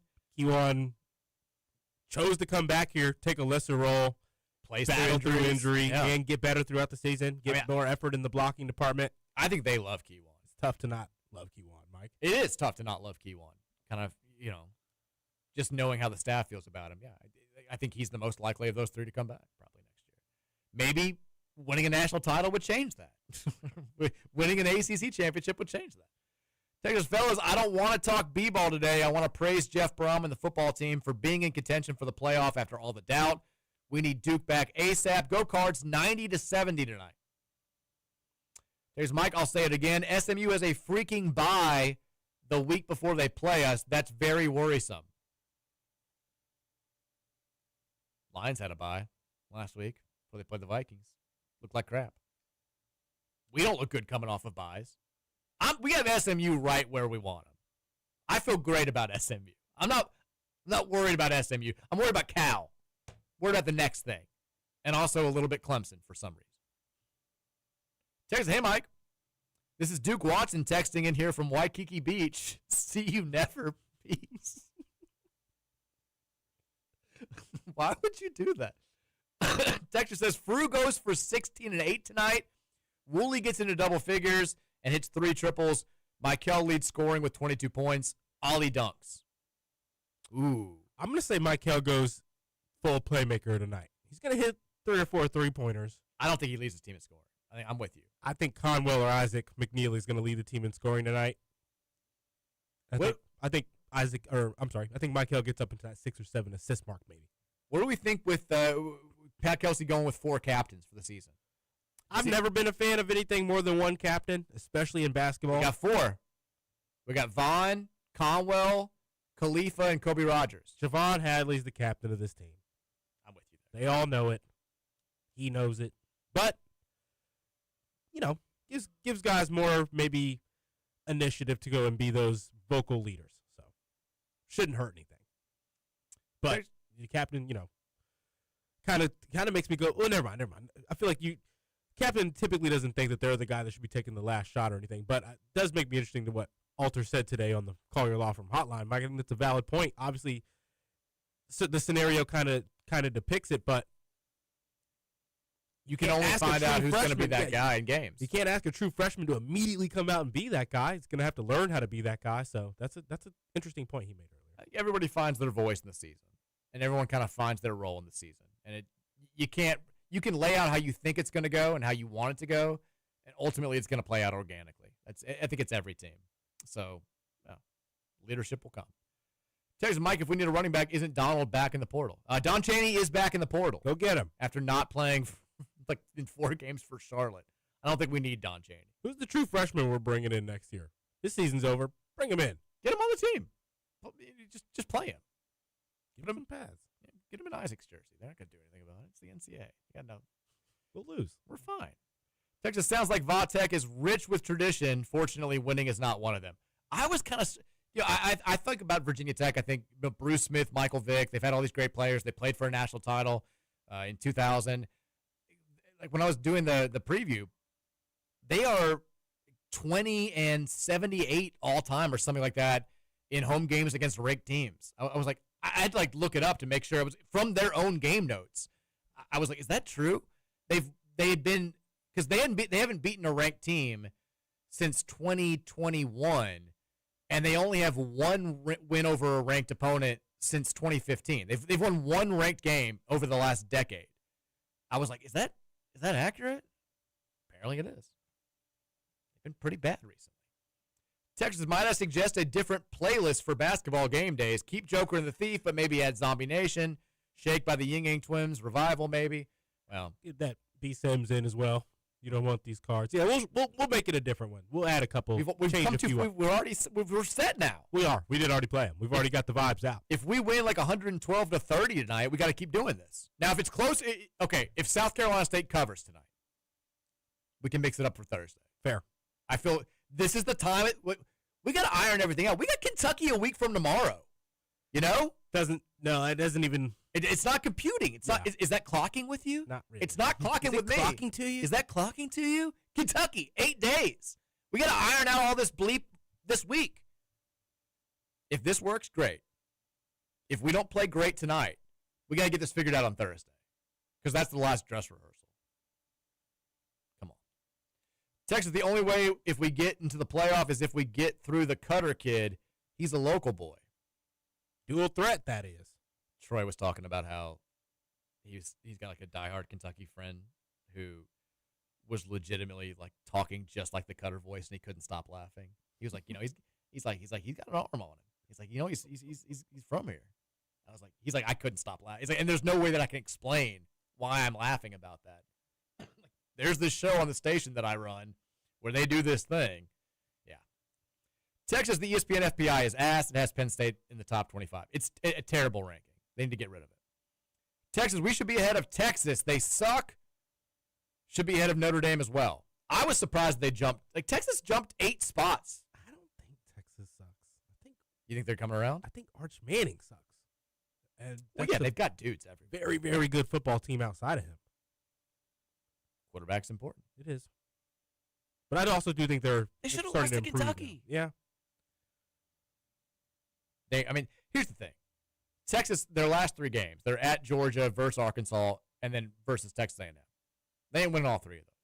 We kind of need them to lose 2 of them if they're going to be a team that we're competing with for a spot. Texas, Jeff punting from the 37 was mind-boggling, especially since it was a touchback. That was the second most mad I was during the game. Most mad was the 4th and 1 Deuce Adams play, where I was like, just sneak it. Just please sneak. I think it was 4th and 2. Well, we had 3rd and they called it 4th and 1. Maybe it was 2. But we had 3rd and 1 right before that. Went nowhere. Kewan went nowhere, or was it? Yeah. And then 4th and 1 right after that. And we ran the Deuce Adams thing. I was furious. I thought that was going to cost us the game. Texture says, these are all people answering the questions. Zan Payne. Case and Pryor. Texture says, so glad we got the win. I missed the 2nd and 3rd quarters. We already read this one. Why did it come up as green? I've got to send the tickets to this guy. He didn't hear it, I guess. Texture says, the only thing more annoying than a team playing with their food almost every game are fans that get butthurt when you express legit concern and aren't just straight sunshine and unicorn poop. Are we the angriest 7-1 fan base in college football? Probably. Like, now we're not just mad at the team. We're mad at the other fans who are mad at the team. I used to do that thing back in the day. I say that like I've been doing this a long time, but everybody's got their own reactions to their own beliefs on how a team should be performing out there. I'm not going to ever. Yeah, we shouldn't overreact early in a football game when there's a lot to be played and a lot that can happen. But at the same time, if you've got a feeling and you've got a thought, that's your true feeling. That's your true thought. I'm not going to view anybody negatively for feeling the way they do. You know the meme that it starts off, it's like the line graph, and it starts off with, boy, I can't wait to watch my favorite team play tonight. And then it's the entire game, it's, I want to kill myself. And then at the very end, it's like, oh, good, we won. Yeah. It's never been more true for a Louisville team than this one. Mm-hmm. The one game that we've had, joy from start to finish. We were terrified at points in time, but like the game that gave us the most joy was the Miami game. Besides that, it's been like, I hate this. This sucks. I hate everything. I'm so mad. I'm so mad. I'm so mad. Yay, we won. It's like that gif of the Chicago Bulls player on the bench. He's shaking his head, and then that's Alonzo Mourning. Yeah. Or that Miami Heat. Yeah, exactly. And he like shakes his head no, then he's kind of like raises his eyebrow and shakes his head yes a bit. That's literally been the entire season. It's my favorite gif. At least it was when gifs were still kind of novel. It's tough. All I care about. I'm fully in the, early on it was I don't want to just win. I want to look good, so it gives me more confidence about winning later on. At this point, just win every game. Like, just find a way. I don't care if it's 3-2. We are in a survive and advance mode. Every week is a one-game playoff game. Just find a way to win it. Just find a way to win. Don't even care. Texture says you can't send videos in. I can't. Oh, this is the first bucket of last season. It's James Scott. It was an alley-oop. We ran the back pick. Why they call it a jumper on ESPN? Texas, I don't think that Mike is remotely ready for the Calgorithm. Oh, God, I know. You faced many enemies in your internet history, but none like this. They'll smell your fear from a mile away. Best just to lay low this week. You think I'm scared? I don't lose these battles too often, which is a ridiculously dorky thing for a 41-year-old father of 2 to say. But I don't. I don't think the Calgorithm's not going to be locked in, though. They're down. There'll be some stuff out there because they're playing a ranked team. But they're hurting a little bit. They thought they were going to get that game last week. I thought they were going to get that game last week. But yes, this may be our greatest test yet. We'll face them together. It's not just me. We'll face them together. Texas, I took my little one to the Notre Dame volleyball game, and I believe she was embarrassed by my hexes. Speaking of dad stuff. I then put on my game face and went like 6'7". of 10 on successful service hexes. The old man still has the secret sauce. Take that, luck of the Irish. Volleyball up to number 7 in this week's rankings. Hitting their stride. Playing good volleyball. Texas. Oh, someone literally sent in the graphic. Oh boy, I'm excited to watch my favorite team play. I'm going to kill myself. Nicely won. That's hilarious. Just brought it up. I think somebody made this. Put Louisville football on. Texas, is Roman still healing faster than JQ? Yes. Got the brace taken off Friday, and I have been kind of exaggerating, just taking the few positive comments that the doctors have been giving those first couple of checkups, because they're like, "You're doing great. You're doing great." He was actually like, "Wow, this is very, very good progress for just under 6 weeks." So I'm getting healed fast, Mike. It's kind of like I have to remember that I'm actually still hurt, because you're a medical marvel. Very, very normal activity feels back to complete normal, which is cool. So when are they saying that you can be like 100% cleared? That's the thing. They're not even I'm still so far out technically that they're not even getting there. Like I haven't even started the lateral exercises yet. So you couldn't play like basketball? No. I can shoot free throws. It's about it. When are you allowed to play golf? I can't jog, really.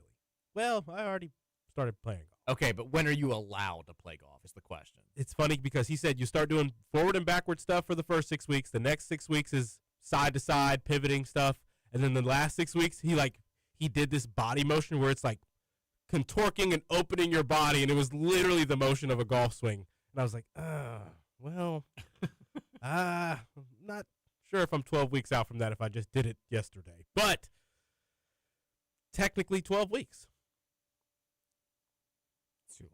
It is. It's too long. I can already chip and hit the iron. So. I tell you, this is the time to get your short game down. Time to get your short game down. Should be working on putting. Texas, we got more than Goosebumps, Mike. I chose Goosebumps because it was the less graphic of the options out there. All right, let's make some predictions for stuff that's going down tonight besides the Louisville game, and then we'll end there. I will start with the two big college basketball games of the night. It's the Hall of Fame Series doubleheader in Las Vegas. 7 o'clock on TNT. Reigning national champion and third-ranked Florida is taking on number 13 Arizona. I'm very excited to see both these teams. Arizona's got two, Jaden Burries and Koa Pete, the freshman 5-stars in the starting lineup. Florida's got the new backcourt of Boogie Flann and Xavier Lee. Roman, who do you think wins here? I think Florida should win here. I think it'll be a fun, exciting game. It'll probably be back and forth a bit. But ultimately, I think that backcourt will be pretty electric from it. They should be electric from the very start. So I'm with you. I think the front court makes up the difference, too, if they're all things are equal. They've got more experience. Arizona's going to be good, but they've got more of the youth. Yeah, I forgot. Florida's front court may be better than the backcourt this year. Oh, yeah. I think they've got the best front court in college basketball.